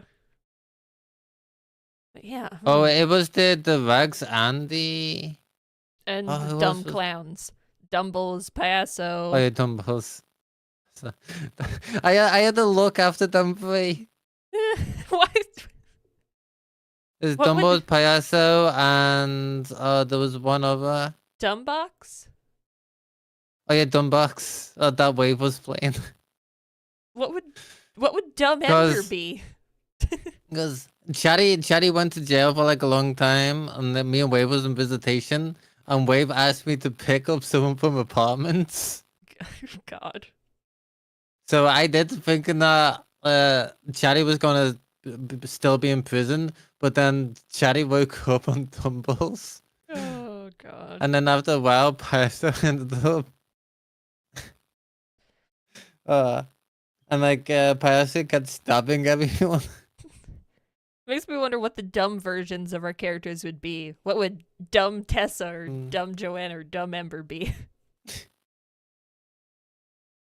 I mean, Yeah, I guess dumb Tessa would just be, the concussion Tessa. yeah. Oh, we They're need not more already concussion dumb? Tessa. Wow. Yeah, they are kind of all already sort of dumb. I Yeah. mean, Yeah, no, you're right. We already have all the dumb characters. Also, Concussa is pretty effective. I'm not gonna lie. Yeah. She's not dumb. She's just not inhibited by anything. Yeah, that's what makes it so fun. When I heard Concussa, I was like, oh my gosh, it's Concussa! Like, see an old character crop up, even though it's the exact same character. She killed so many people. God. Nobody's told her about Mumbles either. It's really funny, so she has no idea. Oh, I know about the Mumbles. Yeah. I got told, but like, I thought Mumbles was attacked in his office, but I ended up finding out it was Wendy. Yeah. God. That whole day, when Joanna and Chatterbox ended up working together to help Tessa, it was Hmm. the most unlikely That's Trio. ultimately It what was brought Jagger out. I'm the calling it best. now. What, Being Joanna? forced to work with Oh Joanna. my god. It just always, the blame always goes on her. It all comes back to her. As far as events, I don't think there's anything that I would specifically want to like do right now. I would like to see more server-wide events. Yeah. Oh my god, I miss the zombie events that we would do Oh once my in a Yeah, while. gosh, yeah. I think Chatty mentioned that on his stream It about would be zombie so much events. fun to do something like that again. But I know it's it's a lot of dev work and stuff, so it's Yeah. not an easy thing to do, and they're always kind of scuffed. So it's like, you know, This stuff is fun. one time we had a purge event that was the end of 1.0 into 2.0. That was a lot Oh. of fun. Um, I think I and watched then, that. huh? Yeah, I think I watched that, the page events. Yeah, it was so much fun. Everybody was killing each other. It was pretty cathartic, I think. And the zombie events we've had, I like that kind of stuff. And the Squid Game event that we did, Oh, oh my yeah. god, that Oh. was so freaking fun. Yeah, I watched that Stuff as like well. that, I would really enjoy doing more. Yeah. But as far as events that I could plan in the city without dev work being done, I kind of already do those things if I want to, so I can't really say anything specifically. I'm really sad we missed our haunted house though, because we were dealing with a real haunted house Yeah. at the time of Halloween. So, Or with the Jaguar V. yeah, Just the do a house haunted was house scarier than in it's ever February. been. February haunted house. I was gonna redecorate the whole fun house to be a haunted house, and I Ooh. couldn't do it because the Jagger arc was going on. Yeah, So we missed yeah. that completely. But that was really the only event that I had planned to do. I do. Oh, there's a heist I have planned that I Ooh. want to do still, but it's once again putting it on hold because we can't. It's ridiculous. God damn it, Jagger. I want to steal the wacky inflatable arm flailing tube man from PDM and Ooh. put it somewhere else. It was one of my subathon goals, and I needed to do it, but the time hasn't been right. Yeah. God. Oh, and also I want to play hot potato with that gun, Oh, yeah. the PD gun that's been sitting in my apartment since July. All the charges on it's gonna be like past the Oh yeah, statute of that's fine. limitation. Yeah. It'll be funny though. Like my PD class day was a lot of money a month. Well, it's $100,000+ fine God. for whoever gets caught with it. So The Yeah. PD class day was like 156,000 or something like that. Yeah. I want to be able to do more fun crime stuff. That's why I've been enjoying playing Kara, because I never did that before. Like, doing crime always scared me too much. But being on Kara has been kind of interesting and actually getting myself out of my comfort zone there. I just don't know what I'm doing with her half the time. I'm just kind of yes-anding myself and just making people hate her. People get really defensive when you get up into their personal space. They freak out. It is terrible. Alright.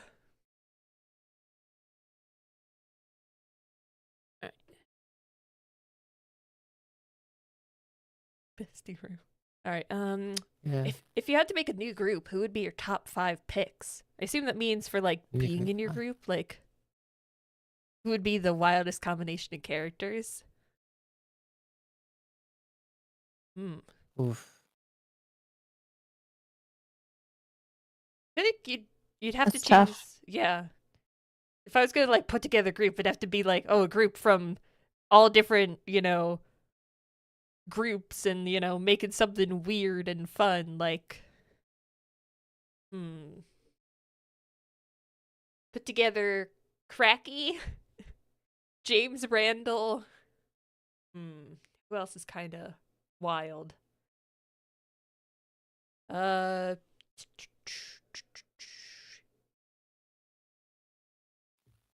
Zebra. He's weird. Princess. Princess is also kind of crazy. Norman Bones. Why you I'm gonna chat? be honest. I would pick the people that I played D&D with Oh back then. yeah. Norman, Merlin, Derek, Tessa, and just a random homeless guy. Like, just that's Any it. random homeless guy. That was peak. I peaked Yeah. that day. It was all downhill from there. Yeah. There's still more art here that. God.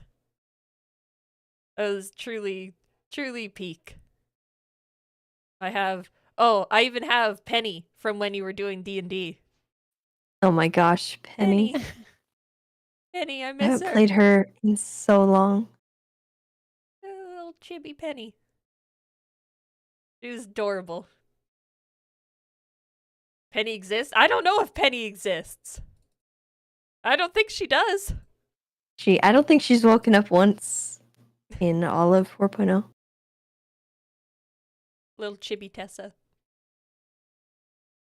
Little lamb doll. Oh. Oh my gosh. This was here. What? It went off screen. It's too big.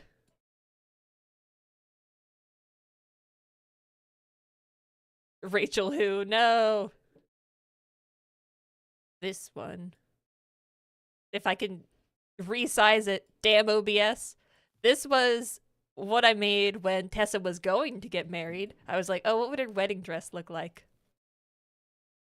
Oh, Yeah. And then it never happened. She never got married. and I don't know she if I ever never showed this will. one. Yeah, she never will. But yeah, it was such a pretty dress. That was so pretty. I don't know if I ever showed that one because it never happened. But yeah, it was a very cute one. Oh, my old art. I need to like throw my old no pixel art into like a little folder and just share it. Oh, this one. Oh god, why is it so big? Why is all my art so huge? It depends on what you're streaming at and Yeah. the dimensions of the pictures. Ah, no, it's got squeezed.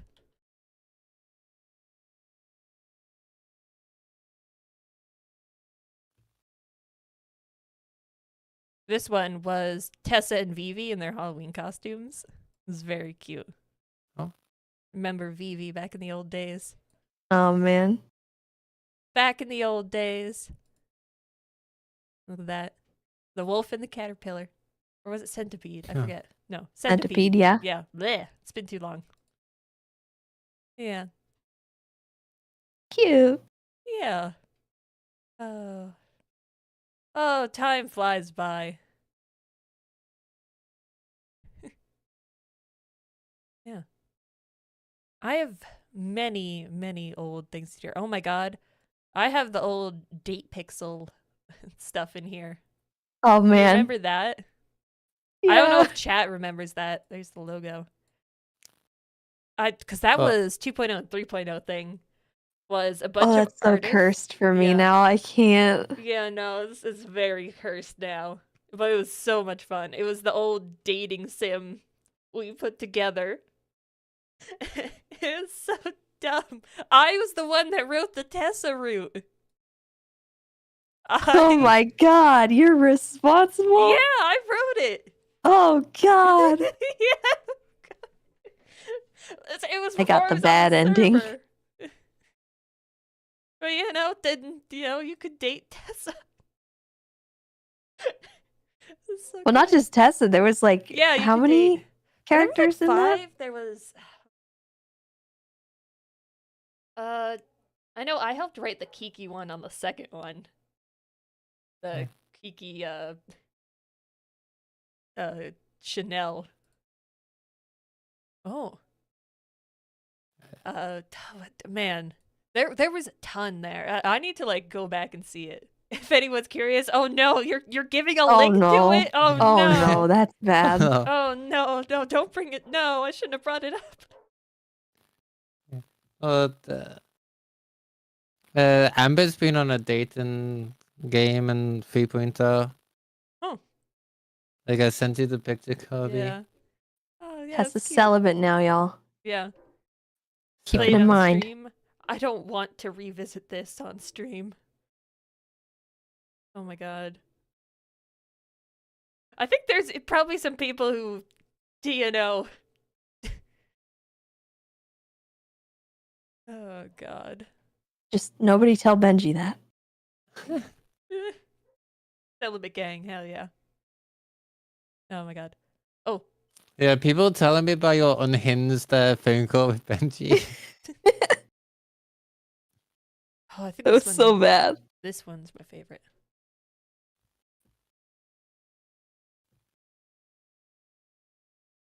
This was Centaur Tessa. I don't know Oh, why I drew it as a centaur, but it ended up. Or no, wait, it was deer. She's a deer. Deer centaur. I think I was on a kick of drawing characters as like kind of mythological creatures. Yeah. Like, yeah. Answer more questions? No, we're talking about fun stuff. We're having fun. But yeah, that one was very cute. she would be a deer centaur. Yep. Absolutely.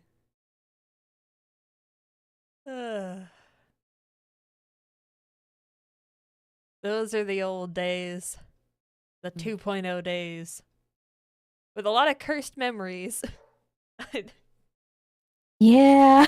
Stop bringing up the date pixel! No, no. Oh my god. It was fun while it lasted, but oh boy. Oh boy. Why has everyone here hurt Patrick or thought about it? But yeah, this is kind of the hurt Patrick club in a way. We've really it's our job to bully Sunuk. He makes it so easy. Deep Pixel was a thing. Oh my god. It was just a bunch of artists that came together to write a no pixel dating sim. That was it. A very cursed memory. Also very funny, but also cursed as all hell. Yeah.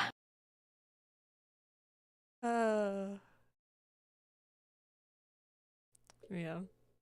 Stop bullying you. But you make it so easy, Sunuk. It's so simple. And I don't mean to. Alright.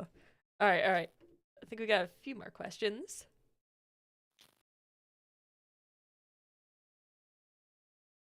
Are there things you would change / improve about NoPixel?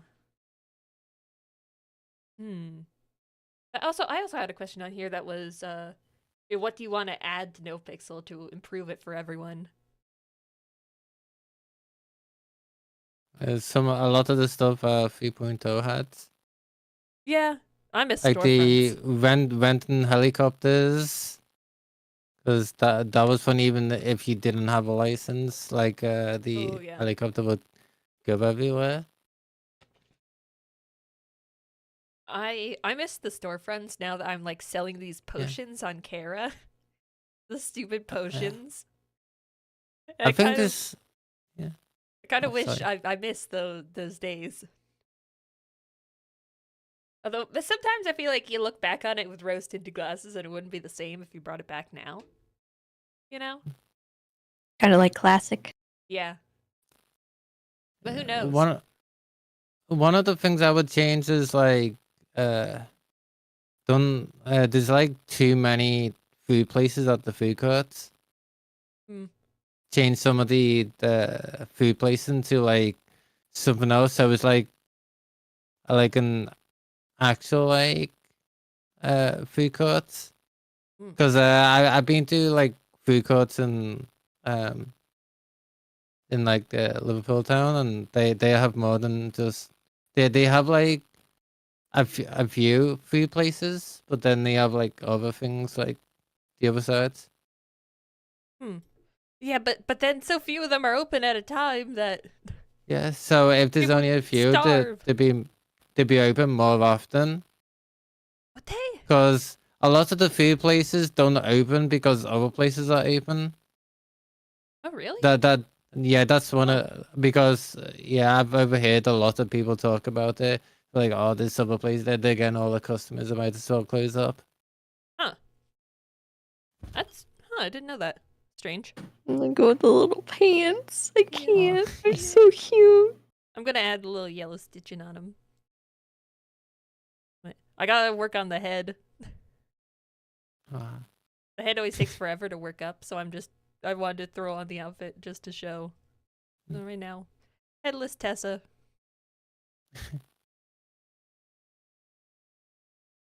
This music is fire. There is no music. Yeah. Have you ever burnt out a character so bad you thought about permaing them? Yes. Yeah. I No. burnt out on Nikki. I still have never played her again. I never made her in 3.0. She was my 2.0 character. I feel like I met her once. I met Tessa once on her. But, old 2.0 times. And I think I was very starstruck then.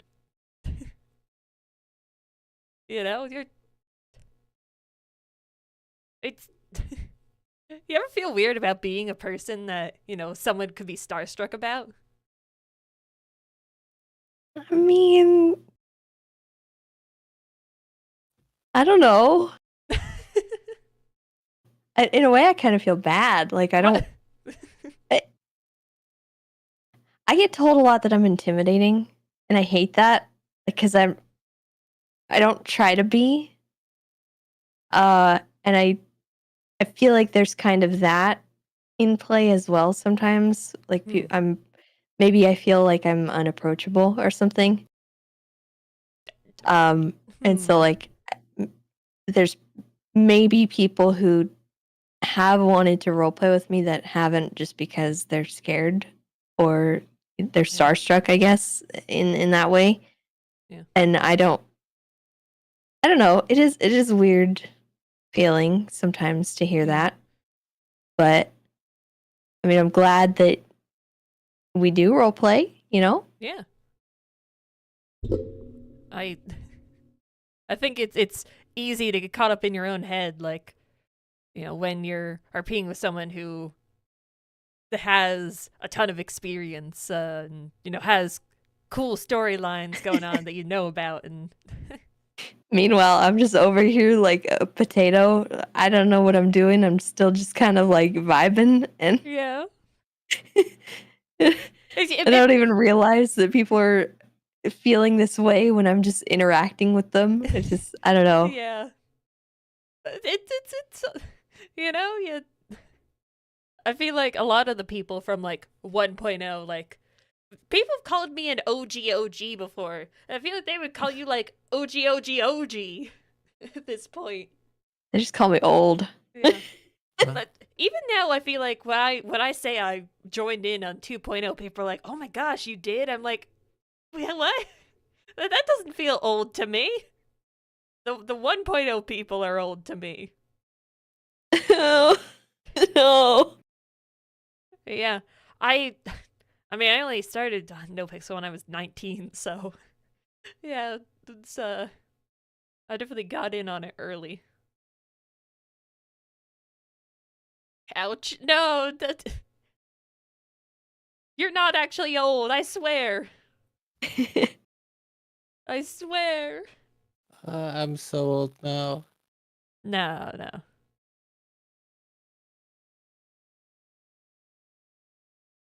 Chat's full of boomers? Yeah. Yeah. Chat is a bunch of boomers. How do you like that? Yeah, you like hearing that? So, damn, you got me there. You got me there. How do you deal with FOMO? What? What FOMO? Cry. Fear of missing out? That was a big problem, and someone actually pointed out because I would be on for so much, Yeah. especially in No Pixel Classic. Because I met a lot of the big streamers in Classic. Hmm. And Wildflower was the one that really pointed it out that I had a big problem with missing out. Yeah. And I feel like that's maybe sometimes why people stream so many hours is you never want to miss something going on. Yeah. Yeah. But I've always gotten into the mindset of like whatever happens in RP happens for a reason. You know, that things might seem like they're going super wrong at the time, but really that just leads to something even greater in the future. You know? It's all a matter of perspective. You I think that was one of the first lessons I learned in No Pixel. And actually, wait, that's actually my answer to the OOC lessons learned from RP is that things seem to go wrong, but really it's about how you react to them in the moment, how you play off of them, and realizing that things will always kind of come back around. You can work around like bumps in the road and being flexible. Yeah. I think that's the most important thing. Nikita, do you ever feel like you're missing out? I would say yes, like all the time. Yeah, it is funny when that Tessa wakes up and a lot's gone on and she's like, it's been one day. I know. It's been one day, guys. I take 2 days off a week because Yeah. I physically, my body requires that. And I don't really stream super long hours either. So I have to just be content with the fact that I'm going to miss out on things. Yeah. But I try to do my best to turn it into something. Because when I do miss something, I have to accept that I've already missed it. Yeah. But what can I do about it? So I turn that into more story when I can. And I turn it into something I can feast on when I am there.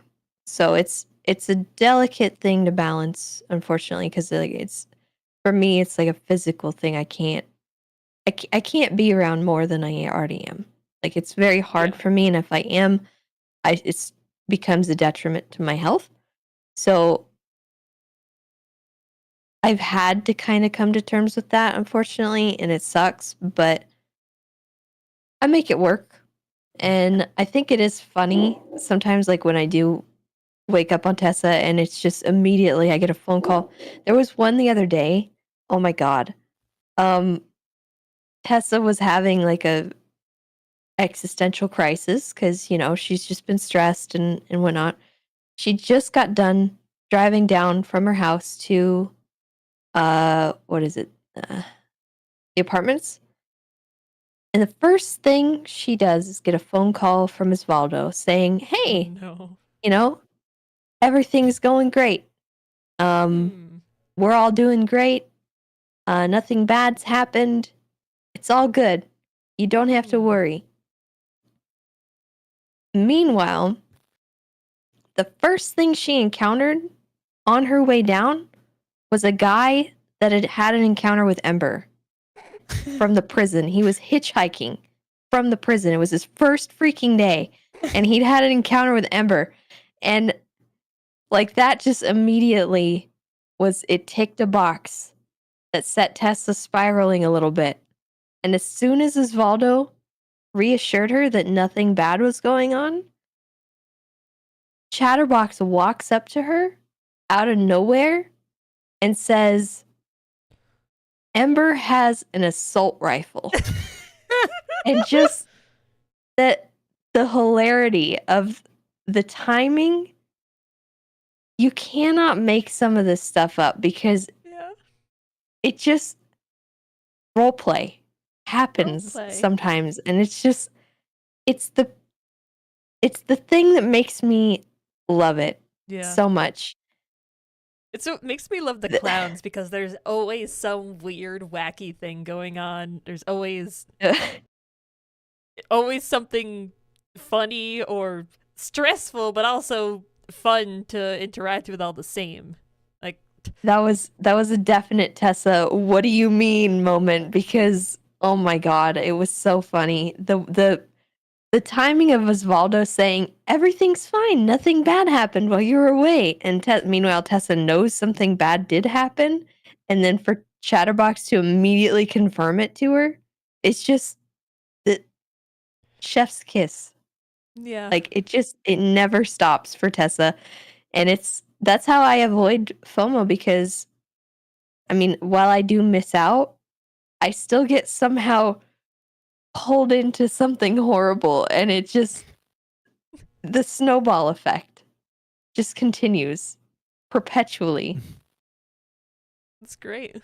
Cue the Wallace and Gromit train track thing, because that's Tessa's life right now. It's just go, and there's a track, and she's on it, and sometimes it gets derailed, but she just still has to put track down in front of her because otherwise she's just gonna die. Mood. That's how I feel like on Joy a lot of times. I feel like, you know, because I watch you so much, I took a lot of inspiration from how you approach characters.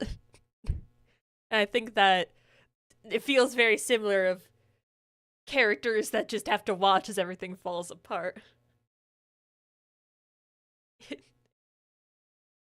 It's stressful. Yeah, that was on par with Ember dropping we just did a lobotomy on her, like out of nowhere. And there was another moment recently too, where Ember had called Tessa down for Lily to do a blood thing. Oh my god. There was another moment like that. It was a lot darker and sadder, but it happened again. And it was Ember basically, as soon as Tessa had a moment to herself, Ember called at the worst possible second. It was the second she got to where she was going to sit and have a moment to think. Oh no. And so she had to go back down to the hospital. And then as she was like, it was a bad situation because, you know, everyone was there. Sooty was there. It was just awkward. And Tessa starts being like, okay, well, I have to get out of this situation because I'm going to have a meltdown. She goes outside. Hazel confronts her. And Hazel's like being so gentle and kind and saying, okay, well, you can have your moment again. Let's forget everything. Don't worry about it. Meanwhile, Ember comes up and is like trying to pull Tessa back in. And then there's Wendy calling Tessa on her phone, Chatterbox texting as Hazel's talking, saying that Happy's going to come up and like do his thing. It was so bad. Oh like god. There was 10 things happening at once, and poor Hazel just had no idea how bad it was in the moment for Tessa. Like there's so many moments like that where it's just the timing of everything is soul crushing and painful, but also really, really good for the story. Yeah. Ember seems to be the common theme. The funhouse scene was crazy. I can't dude, believe my perspective like of Nikita that was so insane. I can't believe Tessa didn't hear or see anything. I didn't at all. It's crazy. I had no idea he was there. Yeah, he caught me off guard as well. Cause I thought it was you, like climbing on top of the roof.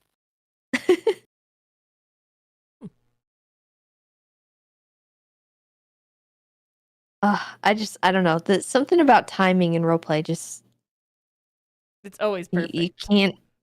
you can't plan that kind of stuff. Mm. It's you can script roleplay all day long and still things like that will happen and make it so much better. Like there's the timing and the improv and just everything. That's what makes roleplay so much fun for me. Mm-hmm. If we didn't love roleplay, we wouldn't be doing it so much.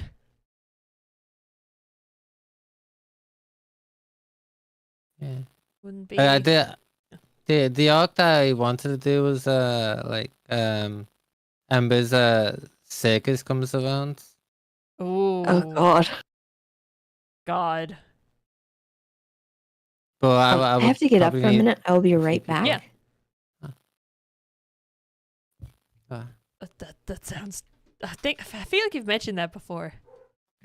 mm. That sounds. Oh God, horrifying. I was gonna do it at the end of last year, but yeah, stuff happened. Yeah. Yeah, no, that's understandable. Mm.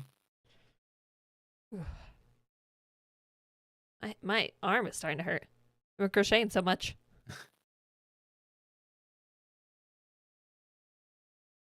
I'm in such a weird position because I gotta like show it to the camera. Mm. You having a great time? Hell yeah. If chat has any more questions, just talking about RP arcs is always fun. Mm. I enjoy very much talking about these things.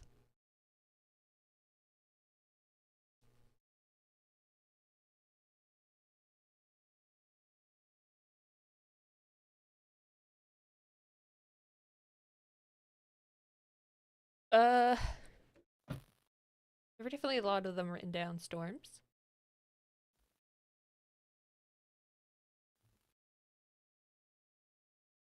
Whose eye did I get? Yeah, before Nikita comes back. Whose Who eyes? knows? Who knows? I don't know if I want to know. Like, but... not even my Ember knows. What?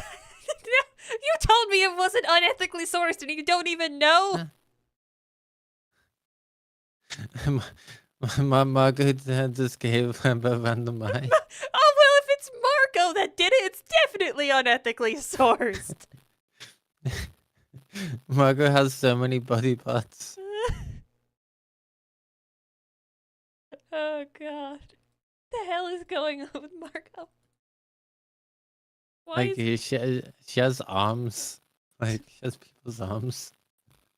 Oh, no. We cut off David Summers' arm, and Oh, my then God. like we took him up to the fun house, like, and Amber practiced medical on him and sewed an arm back on him, but it ended up not being his original arm, and then we made them like eat his own arm. God, it's terrible. Also, thank you, Horseshoe Bat, for the sub. And I think there were some subs earlier that I never got to thank because too much has been happening. So thank you for that, guys. And thank you for all the follows this stream. This not a podcast. There's too much going on. I can't focus on chat and everything happening. Marco is randomly a massive part of Joe and Ember's romance, despite us never interacting. Yeah. Yeah, I went to Marcus' chat once and she was saying about like Margot and Emma just gonna be great friends. Yeah, no. But also, I feel like Kara could fit into that mix really well. Oh yeah. The problem because is Kara's the interacting with cannibal. Kara while, also being dating her on Joanna is a bit difficult. I never want to mix those two things. Well, when Kara finishes her like like a group of boyfriends. If she gets bored of them, would she kill and eat them? No, no! We're not gonna kill and eat anyone. Well, maybe some people, but not the boyfriends. Can Kara, Joe, and Ember get into a throuple? No! 3 of you would wreck the sanity of the population. It would be great. It would be absolutely great. I don't think it'd be possible unless you had 2 computers. Yeah. 2 Like computers. what Dundee did that one time where he played Croc and Dundee at the same time. I did a stupid bit where I pretended to call up Joanna on Kara and have a conversation between the 2 of them, and all chat said was, "Are you losing it?" I was just trying to RP them talking on the phone. Chat made fun of me.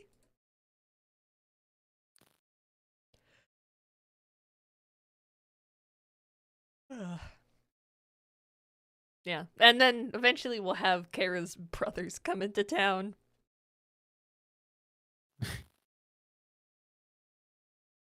Funny, like Crimson played Boulder Quinn. Oh. It was funny. And I only just realized last night when someone said it in chat that it's all the elements, you know, Avatar style. oh yeah.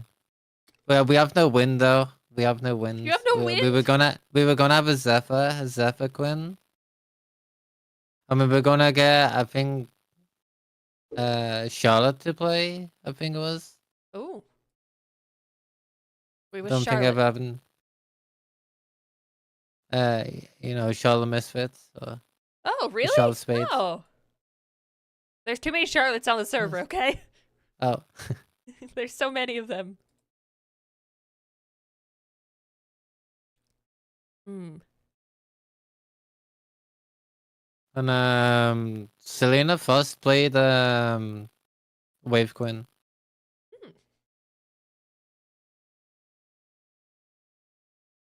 That's pretty cool. I'm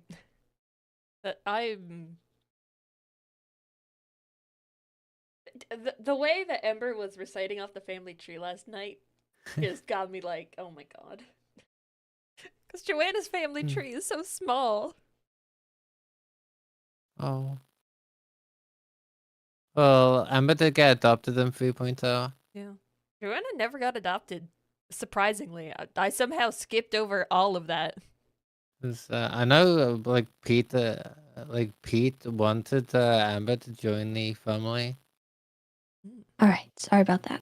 Oh, Hey. hey. We were talking about the family bush. Yeah, Oh, Nikita, God. have you ever will make a mime character? I have a mime, yeah. Oh, I don't really play him. I played him once for the mime stealing the picture thing. oh yeah. Me and Jessica tried to play the twin mimes together and it went horribly.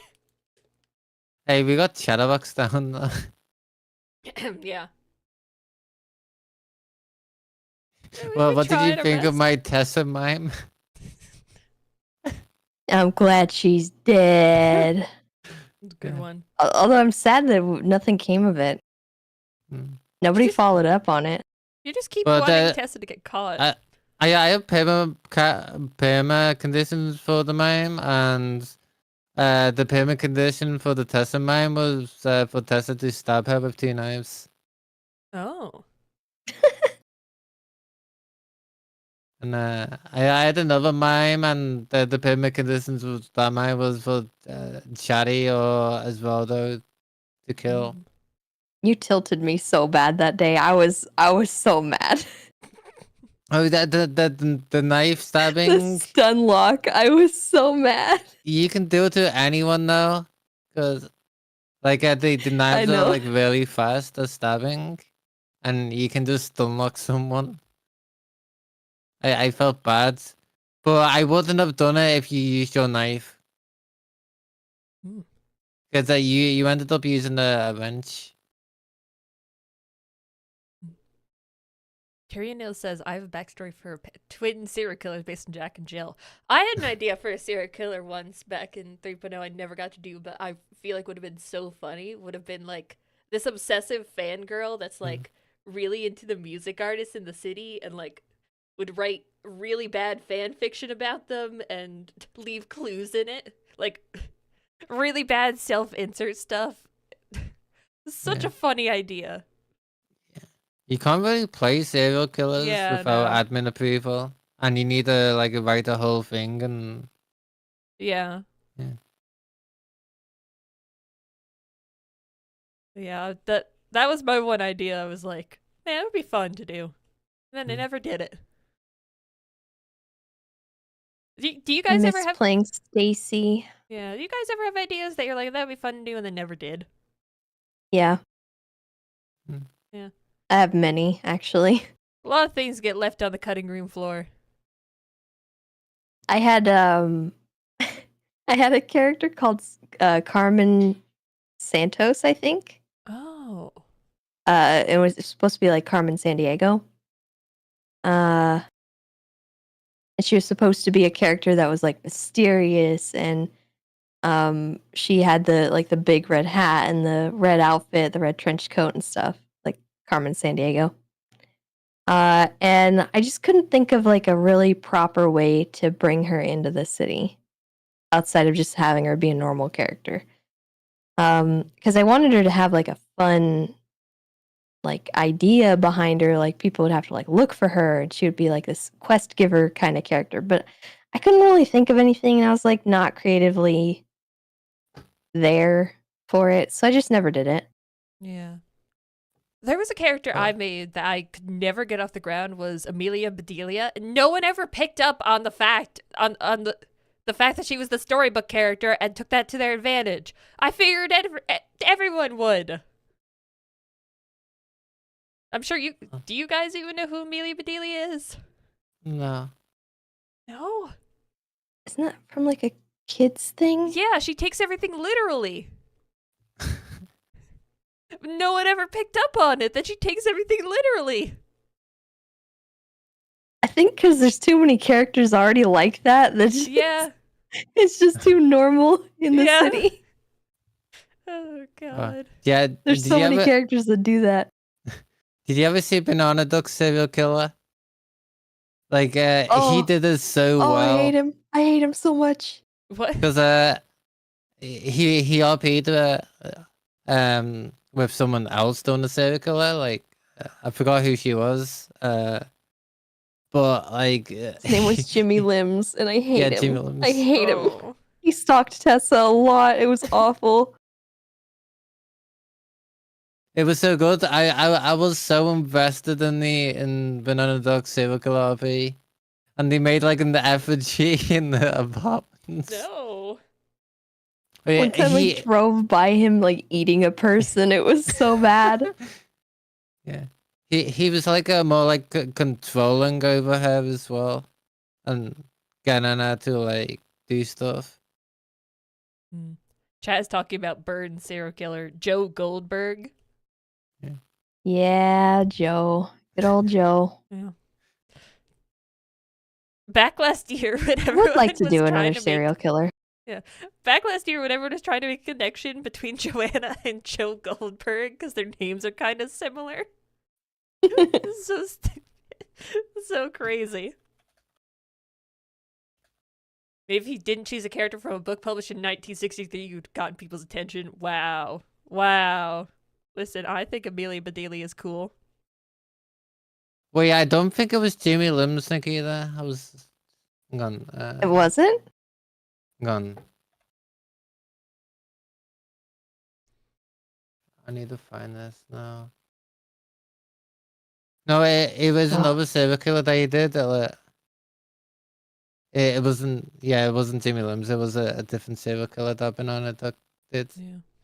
Jimmy Limbs was awful. Like that experience was so bad for Tessa. Oh. Like he came around at a time where she was going through it already and like started stalking her, and at one point she and Matt, I think, came across him doing a thing to somebody. Like he had a victim. And they caught him with his fingers. So they had to like interrogate him, and it was a whole big thing. And Tessa was basically the reason that he got put in. And he never let it go, and he stalked her for a long time, and he would call her, and Ooh. it was so creepy, and like I love it, but God, some of the serial killer interactions that we've had have been just horrific. I Like miss them. Tessa has been through it. Like if you name a serial killer that was on the server, Tessa has somehow been involved, willing or Yeah. unwilling. I And it's miss. terrible. I know a lot of people were like, "Oh, there's too many serial killers," but I kind of miss those days. It was so fun, just like being worried about someone being around the corner or just being creepy and Well, that could still happen. yeah. Is the thing. Like you don't have to be a serial killer character to put that fear of God into someone. Cassette tape killer. I have my own cassette tape. I'm still proud about that. I got killed. Oh. I miss those days were crazy. But yeah, we need more evil-ish characters. Like when I was playing Casey, playing that evil character was really, really stressful. Like I was having stress dreams about her getting caught, but also it was so worth it. We need more stalkers. Yeah. Playing a stalker is hard, though. Bro, I was so Yeah. sad. The I've- last stalker that Tessa really had got killed. Like somebody found out she was being Oh, no. stalked and they killed him. And I was so sad Chat. because there were so many good moments like getting kicked off from the situation and it just completely fizzled. All right, 'Cause time the to guy make got a murked. character to stalk Tessa. Got it. Okay, I found out that the serial killer was Gorman. Who? Gorman.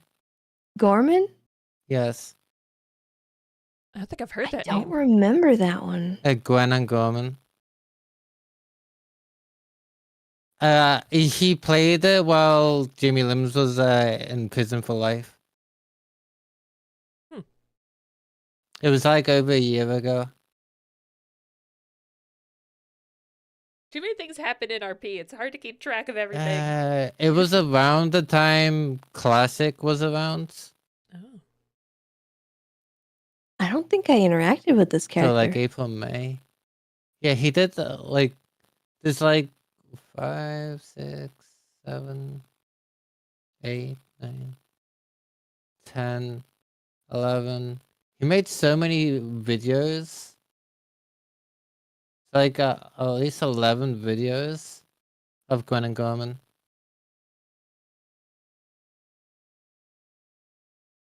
And like it was so good. I think I only watched up to episode 10 and I didn't fully finish that video. But I sent you the first episode. So I'll send the copy as well. Yeah. But like the Gwen and Gorman arc was so good. You're getting your eyes. I miss playing Dave and Hey, Stacy. Oh my gosh, Dave and Stacy. You're bringing up so many I things. just that let send my me... psychosis out when I played Stacy. It was so fun. You're bringing up so many things that just send me right back to those days.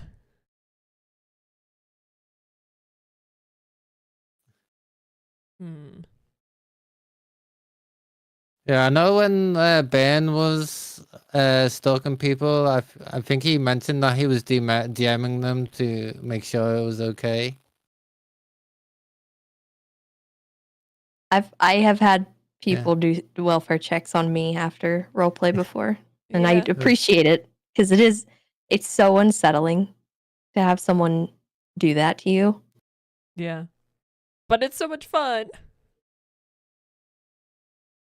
Are any involved in Norman shit? Norman shit is wild. Norman stuff scares me. I have never interacted with it. Just because he's Norman Bones. I've been thinking of taking Joanna to the lighthouse. What? To what? See Norman Bones? The closest we were almost the mountain next to it. Like overlooking the lighthouse. Joanna's always said she doesn't believe any of that stuff. I literally said that on the phone to you. Like, yeah, no, I don't believe any of that. So I'm getting Tessa's eyes on here. Ah. Oh.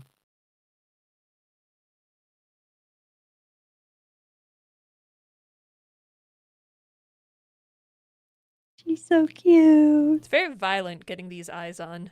Got a little nose. Let me.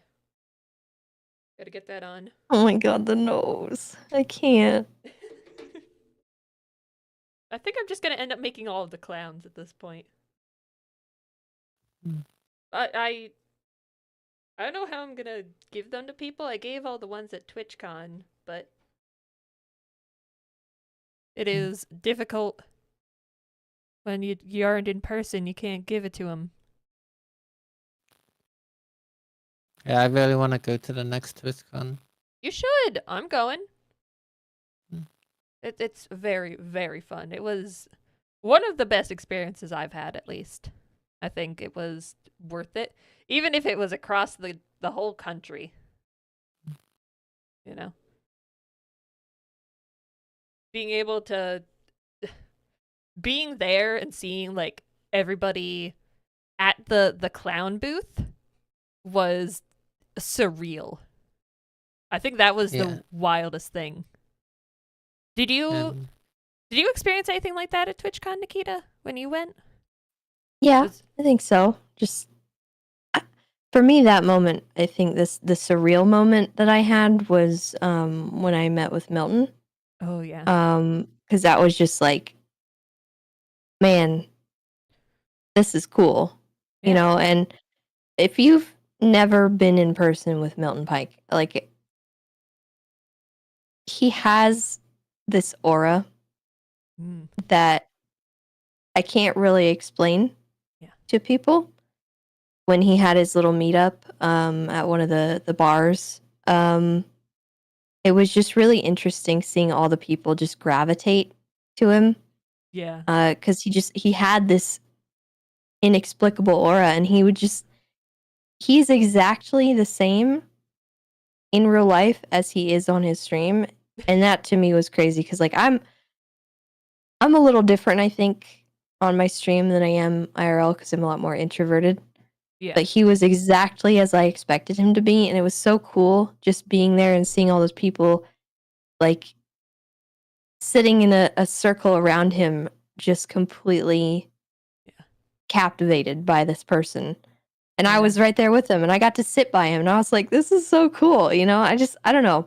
That was probably one of my favorite TwitchCon moments or like memories, because it just was, I felt so fortunate to be there and like, I don't know, to experience that and hear him tell the stories that I would hear about him talking about on stream and stuff. And he would talk about some of the ones that he couldn't talk about on stream because they were a little too you know, not stream appropriate.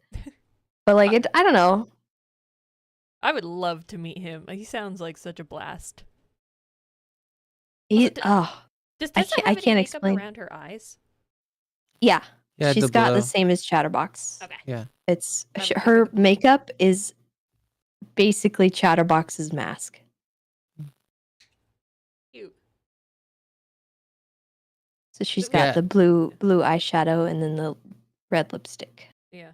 Yeah, it was hard to do the makeup on the Tessa Mime. And make it look like my makeup. I had to do the mime and make it blue, then do the lipstick red. And I'm glad the lipstick goes over the face paint. Yeah. Trying to do things with trying to make outfits or things look the way you want them to is the devil. I hate it. I hate it so much. It's funny when me, Ember, Wendy, and Keith dressed up as other clowns. Like Keith dressed up as Stumbles, Wendy dressed it up like Ember, and Ember dressed up like Tessa. She had like this scary makeup on. Oh my god. Lewis asked, "How did y'all become clowns?" When I was in No Pixel Green, um, uh, a cat just my character cat just kept bumping into the public clowns, and the they were so fun to hang around, but like I wanted to cause chaos as like with them, so I ended up breaking up horribly What? and getting stabbed and thrown into the ocean by the clown I was dating, and I made a clown character and started hanging out with them, and like they had so much praise for them because I was like showing them other ways of making RP, Yeah. because um they didn't really act like the clowns on Wireless where they do all crazy stuff. Um, Yeah. it kind of looked like they were slowly getting burnt out playing clowns, and Mm. it was fun hanging around with them and just causing chaos. It always gets me how clown has just become a staple of RP. Like, you just got Mm. clowns. It's just a thing. For Mm. some reason. Nikita? Oh, Um, I think you've told the story in character as well. yeah, it's kind of a long story actually. Like Just kind of happened over time. yeah, it really was just a gradual process. And then I think ultimately 4.0, the direction that Tesla went just had her on a trajectory towards Yeah. them, and that's just where she landed. Yeah, when did you become the mom to Um, Chatterbox? God, I think 3.0 was around that time. It was sort of just a mixture of things. Like Tessa encountered Chatterbox. I think my first interaction with him was just out on the street. Normal interaction. I think we were at like an intersection and he said something unhinged. Tessa was like, okay, this guy I need to be careful around him. And we sort of went our separate ways. I didn't really think anything more of him. And then we started hearing more about this Chatterbox character and how he would take people to the fun house or to grandma's house at the time. And he was making them play like sick games, and he would bring them up there, make them do stuff, but he wouldn't ever hurt them himself. Like Hmm. he would always have a gun, but usually didn't have bullets in it, or like just stuff like that. Because he would never need to use it. It was just a prop to him, and it was a game to him. And Tessa sort of realized that and was like, okay, I'm just going to enact what I normally do with these kinds of folks and treat them like a person. And hopefully that will get them to treat her like a person as well. That was something that Tessa always stuck to. It got her into some real bad stuff a lot of the time, but a majority of the time, it protected the heck out of her. She was so loved because of the way that she treated people and the way that she would, I don't know, act in the face of something kind of frightening And that was why she became friends with so many scary characters. Because Yeah. they gravitated towards that energy. And a lot of the time, she would help people out when she saw cops being abusive. And that was another thing that happened with Chatterboxes. People would abuse him because it was either funny or they didn't understand. Because when he would get pulled into the cells, she would hear just this screaming, like this siren wailing, crying, screaming, kicking, awful noise. And I remember it being one day she heard him screaming and she wanted to know why he was doing it.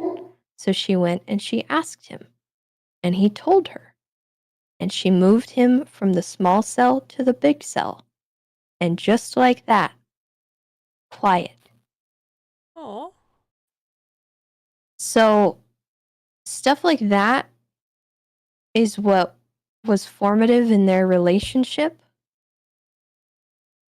And she also would notice that cops would shine flashlights in his eyes. And she asked him about that, and he explained about that. He told her about how he would get locked in the cage and stuff about Bobo. And like, he dropped so many things to her that she kind of logged away. Like, she didn't really think anything too deeply of it at the time.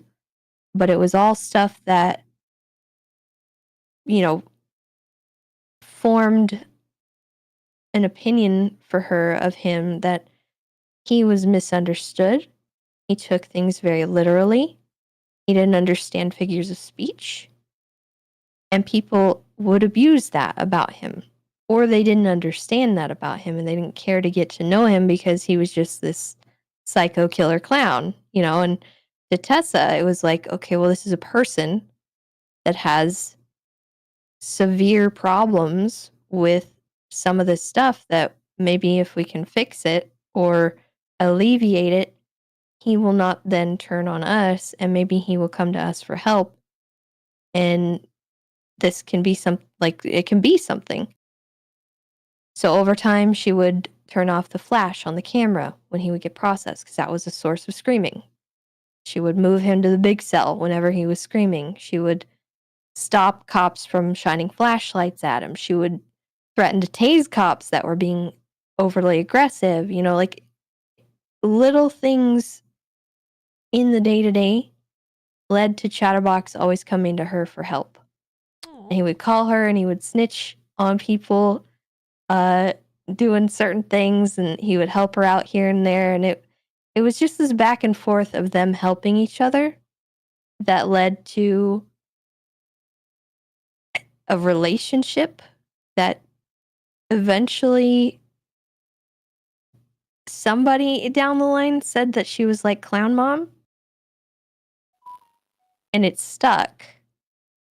But I can't really define a moment where that like was solidified beyond maybe the Mother's Day card that she got. So sweet. Like that, I think maybe that was the first real acknowledgement of it.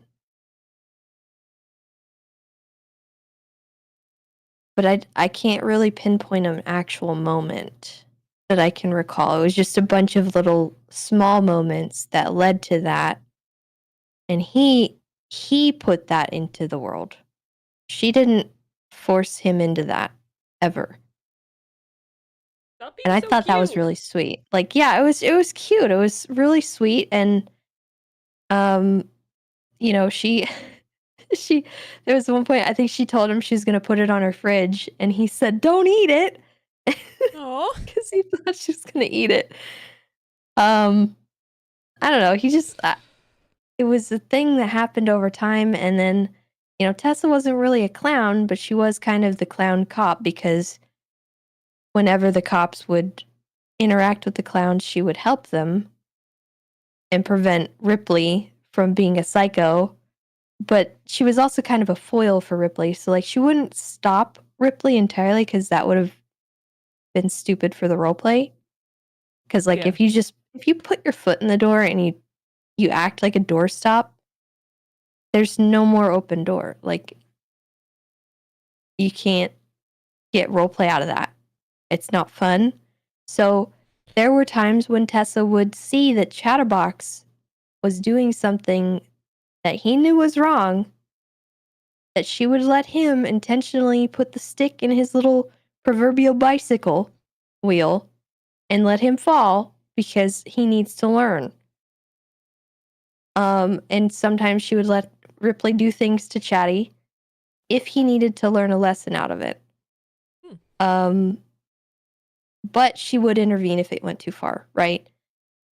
That was kind of the thing, the balancing act that really led to a lot of different things going on. And then eventually, I guess in 4.0, Tessa fell out with all of her groups, and at that point she kind of realized that there were not many people out there that really 100% all the time had ever had her back. And that was when she realized that Chatterbox was that person. And maybe she needed to let go of some of the stuff she was holding on to with like the Cornwood thing.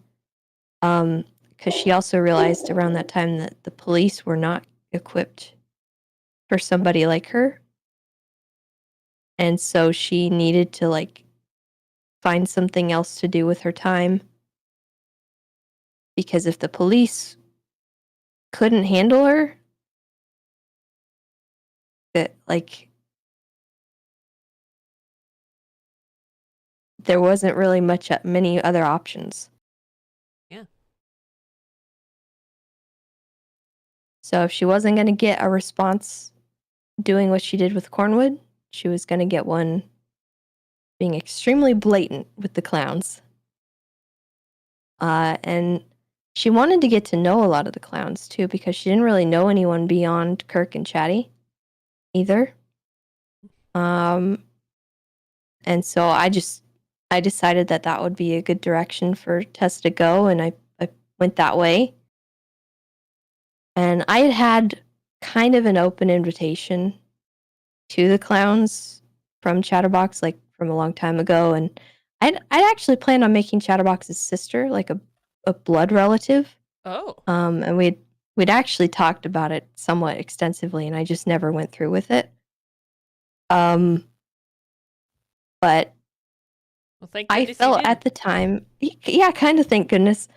I felt at the time that where Tessa was and where Chatty was a good time for them to kind of converge, and that was why the roleplay went the way it did, and that's why I became a clown. That's a good story. Yeah, it was a lot of story that built up over time, over several years actually. Yeah. And it culminated into Tessa joining the clowns. Tessa being a clown. But I think mostly she joined because she wanted to be with Chatty. That was kind of it. Oh. All right. Let's end this up with one last question. What's been your favorite moment of 4.0? Oof. Yeah, it's a tough one.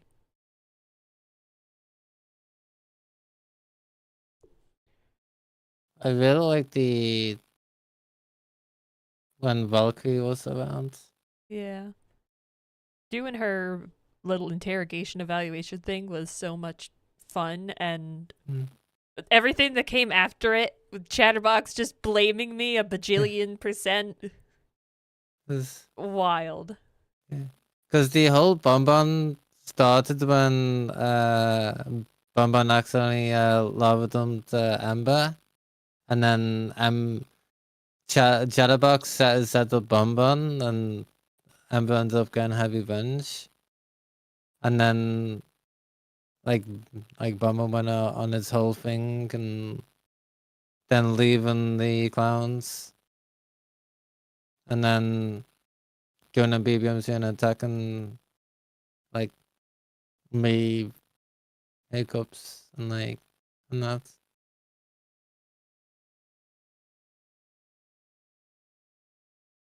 Hi, LP. See you in chat. Enjoyed the drama with Ember Cups and Chatty. I think just being with the clowns has been like one of my favorite things. Just being able to interact with them has brought me so much joy in 4.0. If I had to pick a favorite moment, there's so many good ones is the issue. You know, I've got when Joanna lost her eye. That was like some really serious RP moment that was so much fun. There was last night. Oh yeah, like all day yesterday. Yeah, all day yesterday. There's so much. The Casey and V stuff was absolutely amazing. Yeah. Yeah.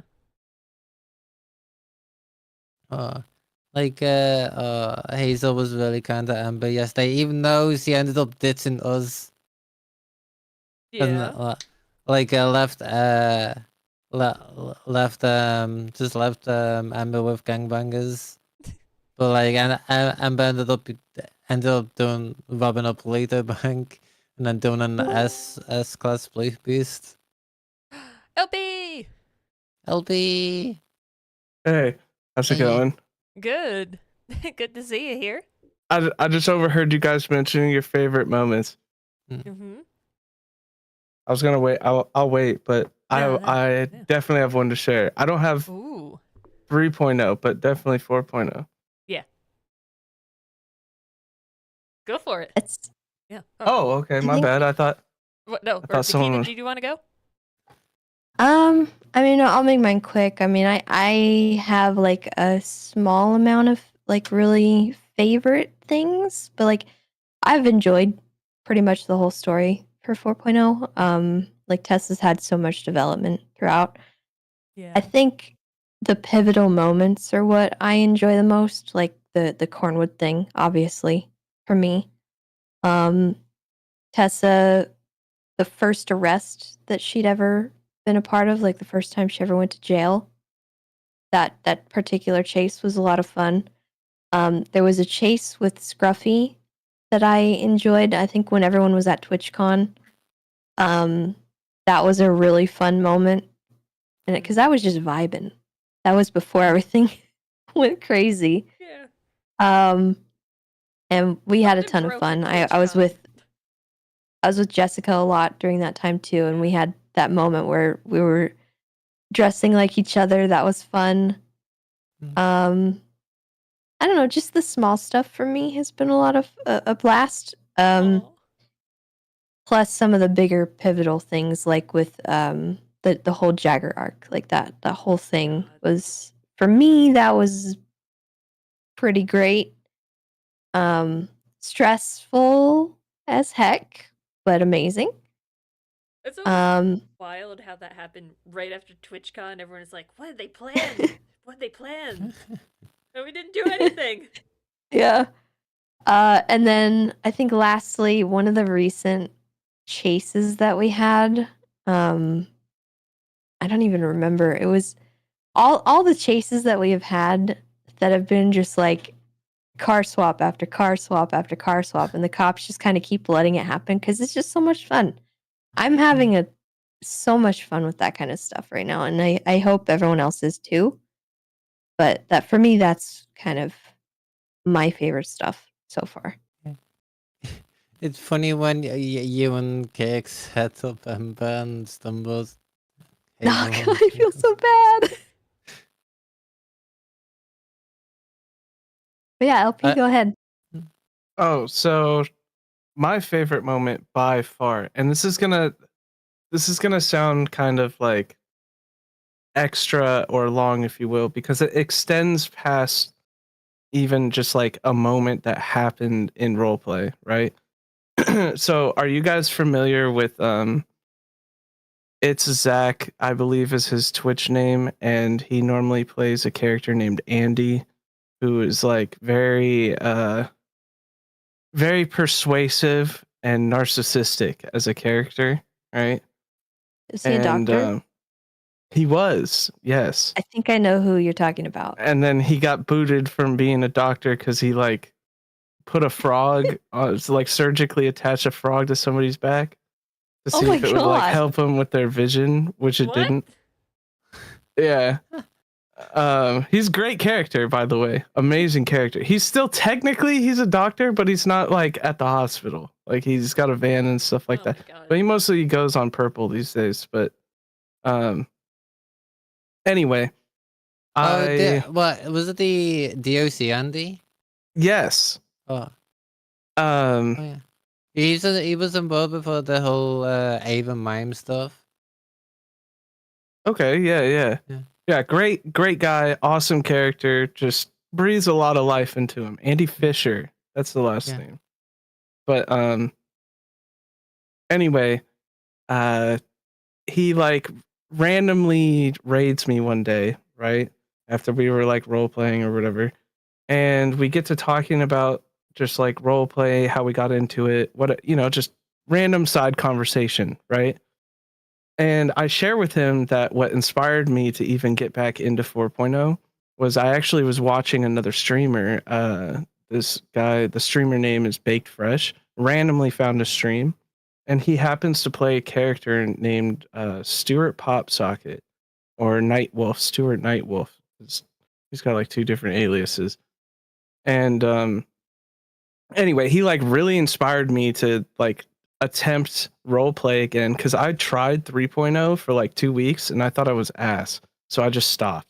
And then so I tried 4.0 because I randomly found his stream one night, saw he just happened to be doing GTA roleplay, and like went on this crazy tangent of just super inspirational speech. It was like happened to catch it right moment, right time, whatever. So that's what got me into roleplay. And when I mentioned him, it's Zach, the content creator behind Andy, goes, "Oh, I know that guy. My friends who have been role playing for X amount of years, they actually ran into him when he like first started out, like 5 years ago, and they did like this elaborate prank on him, right?" And so he sends me this video, like this old ancient YouTube video of them like doing this elaborate prank on him back in the day, right? And the the main character that this whole thing revolves around that's like pranking him, right, is a character named Terry Watkins. All right. And he has what's called the Terry Watkins gang. Okay. And in the prank, what's going on, because this is I told you this is going to take a long time to explain, but it was by far my favorite moment. So in the prank, Terry Watkins invades like this whole server, right? So they get like a bunch of people in on this prank where anybody and everybody that he runs into can potentially be a part of the Terry Watkins gang. And it's literally extends to like even the cops and the paramedics and stuff. So like he gets so paranoid to a point that he doesn't know who he can trust at all anymore. And this guy even has like a theme song, right? And the theme song is the Cotton Eye Joe song, right? I So know that one. Yeah. what was that? I know that one. Yeah, it's like it's like this one. People used to play all the time on DDR. Yeah. Yeah, that one. Yeah, I only play that much, but yeah.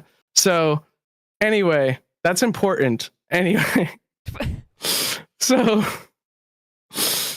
this all boils down to a single moment, by the way, which this is what makes this particular moment just entirely just chef's kiss, all right? Because you can't just like replicate stuff like this. This is like this is like something very special. So anyway, after I get exposed to this video and seeing just how just like viscerally like tormented this guy got over Terry Watkins and all this stuff, right? And this is like 5 years ago for this guy, right? 2 days later, because my character Ben, I'm also a therapist, right? Yeah. 2 days later, after I get exposed to this video, Chassie Marie, rest in peace, Oh yeah. calls me up to do a therapy session, and it's a couple session for her because she had some sort of entanglement with none other than Stuart. Oh. I think I even have a clip of this stuff. I'd have to like find it and stuff, but he shows up, right? And we start having this conversation, and he already like knows who I am. So like the second he shows up, he's like, "Oh, great. It's this guy." You know what I mean? Like that type of attitude, right?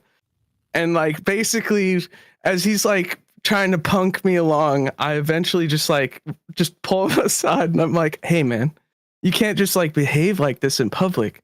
Terry Watkins ain't gonna like that."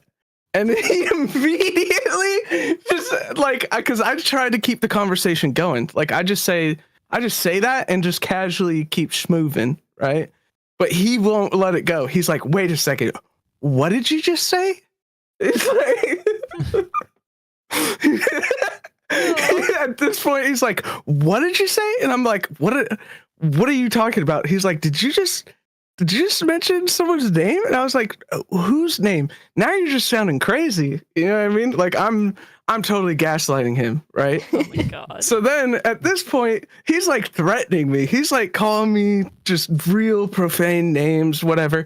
So then out of nowhere, and Chastity, for the record, Chastity's there for all this. Chastity has no idea what is going on. Absolutely confused. It's just like, what? Like, doesn't know who to believe or what is even happening, right? So then randomly, I turn, because she's like, "Ben, what's going on?" And I'm like, I look at her and I'm like, I don't know, Chassis, but you need to sort things out because I'm trying to figure out where did he come from and where's he trying to go. No. No.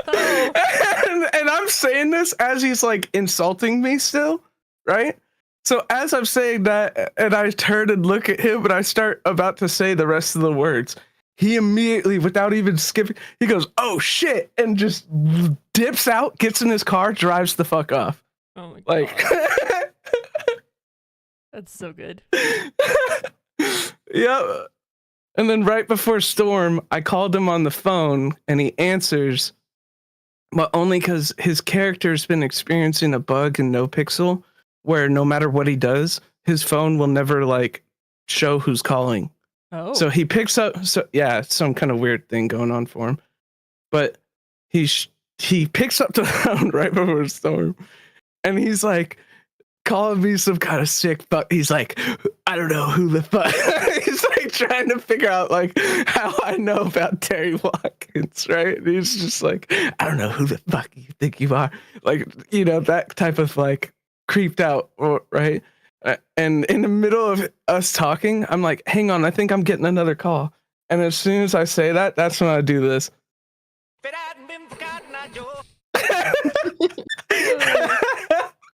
Yeah. So that by far, that's my favorite moment by far. Yeah. Wow. So yeah, I thought you were gonna bring up the whole reopening. Yeah. No, reopening some guys. trauma. That sounds a little bit like the whole James Pitts thing, though. I thought you were gonna bring that up. No, That's- James Pitts is a lot of fun. Yeah, but- that sounds like kind of similar. You know, someone haunting you. Oh nah, this one got way out of hand. This one Yeah. got way out of hand though. Yeah, they went crazy. Yeah, these people went so crazy that if you actually watch that video, they initially were about to get banned from that particular server Oh no. because they kind of were breaking the rules. But then they realized that it provided so much fun roleplay that they actually allowed them to stay. So they actually just kept terrorizing. Oh my that poor god. man. Pretty great. Let's tell the story about Kirk pressing you over Giblet's mask. Oh man, that was was that somebody's birthday or was that just the event? I think it was just the event because I was paired up with Reverend at that time, Reverend Mullins. But yeah, I showed up in my clown Sona and he pressed me because I guess I was wearing Giblet's mask. But nobody, like, I was wearing that around everybody else and nobody seemed to care. up until Kirk saw I it. think it's because a lot of people don't know about giblets. Yeah. Even the clowns. That's crazy. Yeah. Yeah, That's but he crazy. didn't go too crazy on me though, because he even called over some of the other clowns and he had to like he had to like prove it to him kind of. You know what I mean? Like he had to actually like pull the memory out of them and not just be like, what do you see? You know what I mean? He's like pulling them over like, what do you see when you see that? And they're like, a clown. Like It was just a clown. There's only Yeah. so many clown masks. Is that why you Yeah, it decided was to all go for good, though. the ugly Ben makeup? Yeah, I think so. It's because it was like you can't really fuck that up, right? Yeah. Plus, I think it's funny because now in character, Ben wise, he did that just to avoid that, right? While Yeah. at the same time, he wanted to really like through Ben's perspective, it was really actually traumatizing for him Mhm. to go through becoming a clown through being Yeah. hypnotized, right? But then like when he cemented the fact that he was like, you know what, I've been a clown this whole time, like internally, right? And really like committing to it. Now that instead that's not face mask no more. He got that shit tattooed, yo. Yeah. That's He got wild. But yeah, Joanna was so worried when he got hypnotized because he was like, you should be a clown of your own will, even if you're, acting all happy right now. Of course, we did end up ocean dumping you. Yeah. Oh, that was funny. That was so Listen. funny. He knows too much. Listen, it was all Jessica. Jessica makes That was so Joanna good, do though. bad things. I swear, Oh, Joanna's speaking of not which, a I still bad gotta talk person. to you in character about something. Oh God. Uh-huh.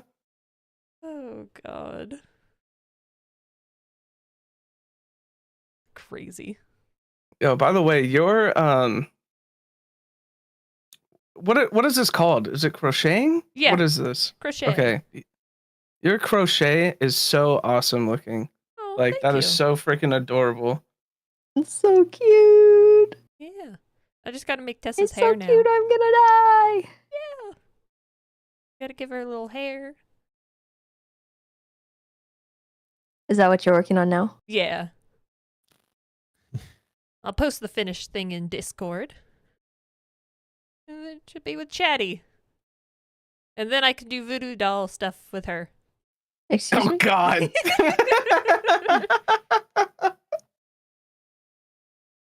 Wait.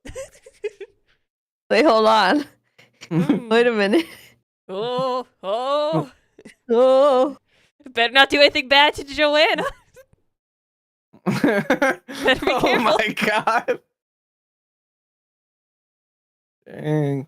Oh.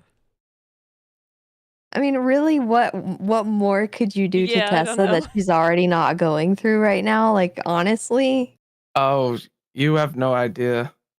No. I don't think you understand the lengths of just how confusing Ben can get. You guys are about to either get like you guys are either going to need to adapt to like the layers of the like he makes sense through stupidity. And that's what hurts. Do you understand what I mean? No.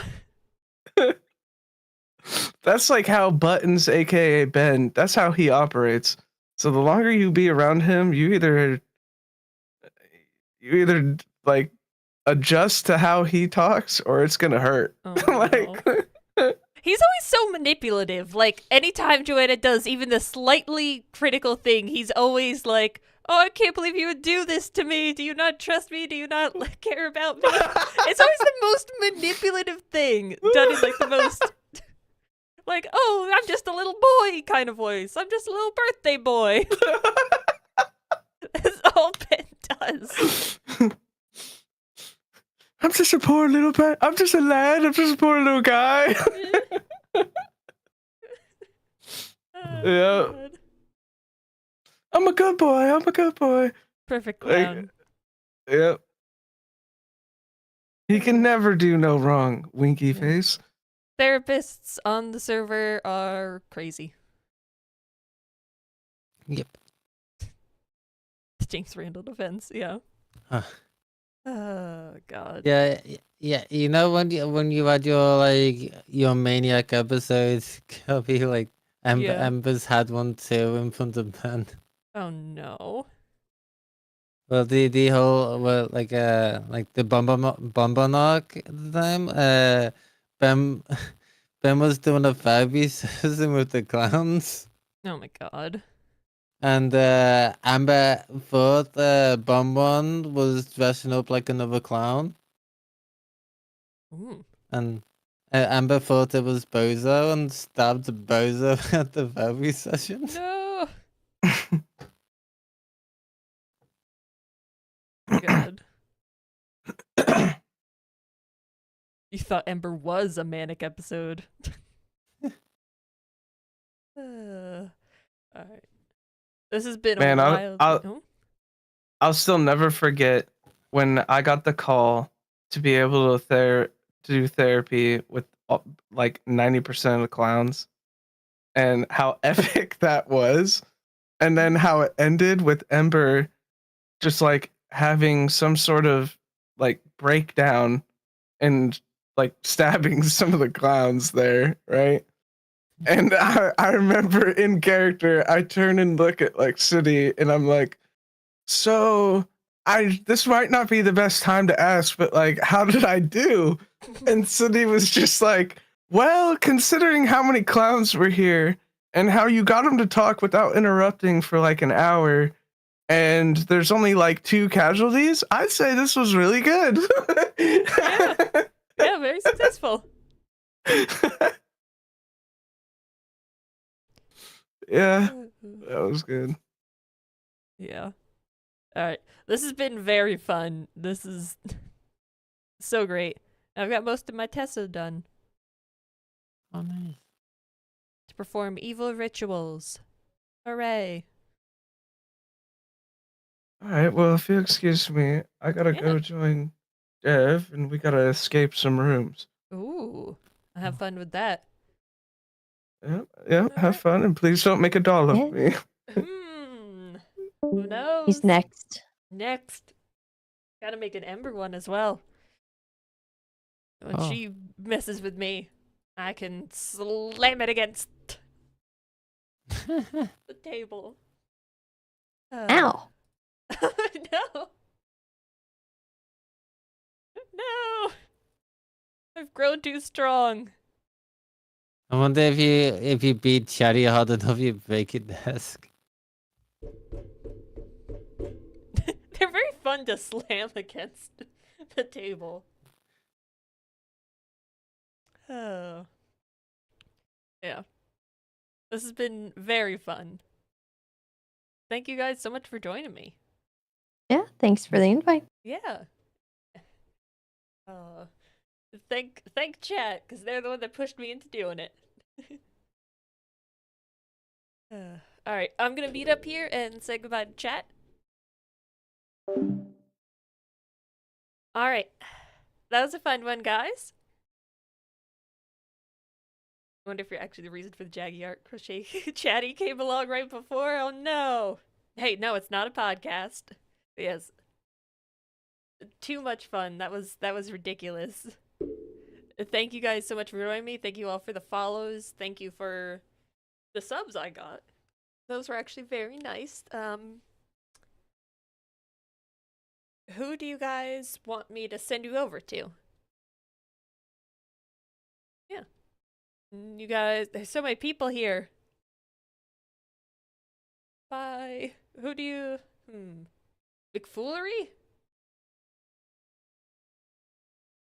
Charlie Ariellas? Oh, there's too many options! Yeah. Thank you guys so much for joining me.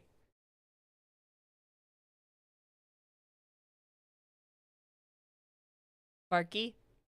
Barky is always great. Oh, what the... Thank you for the follows, guys.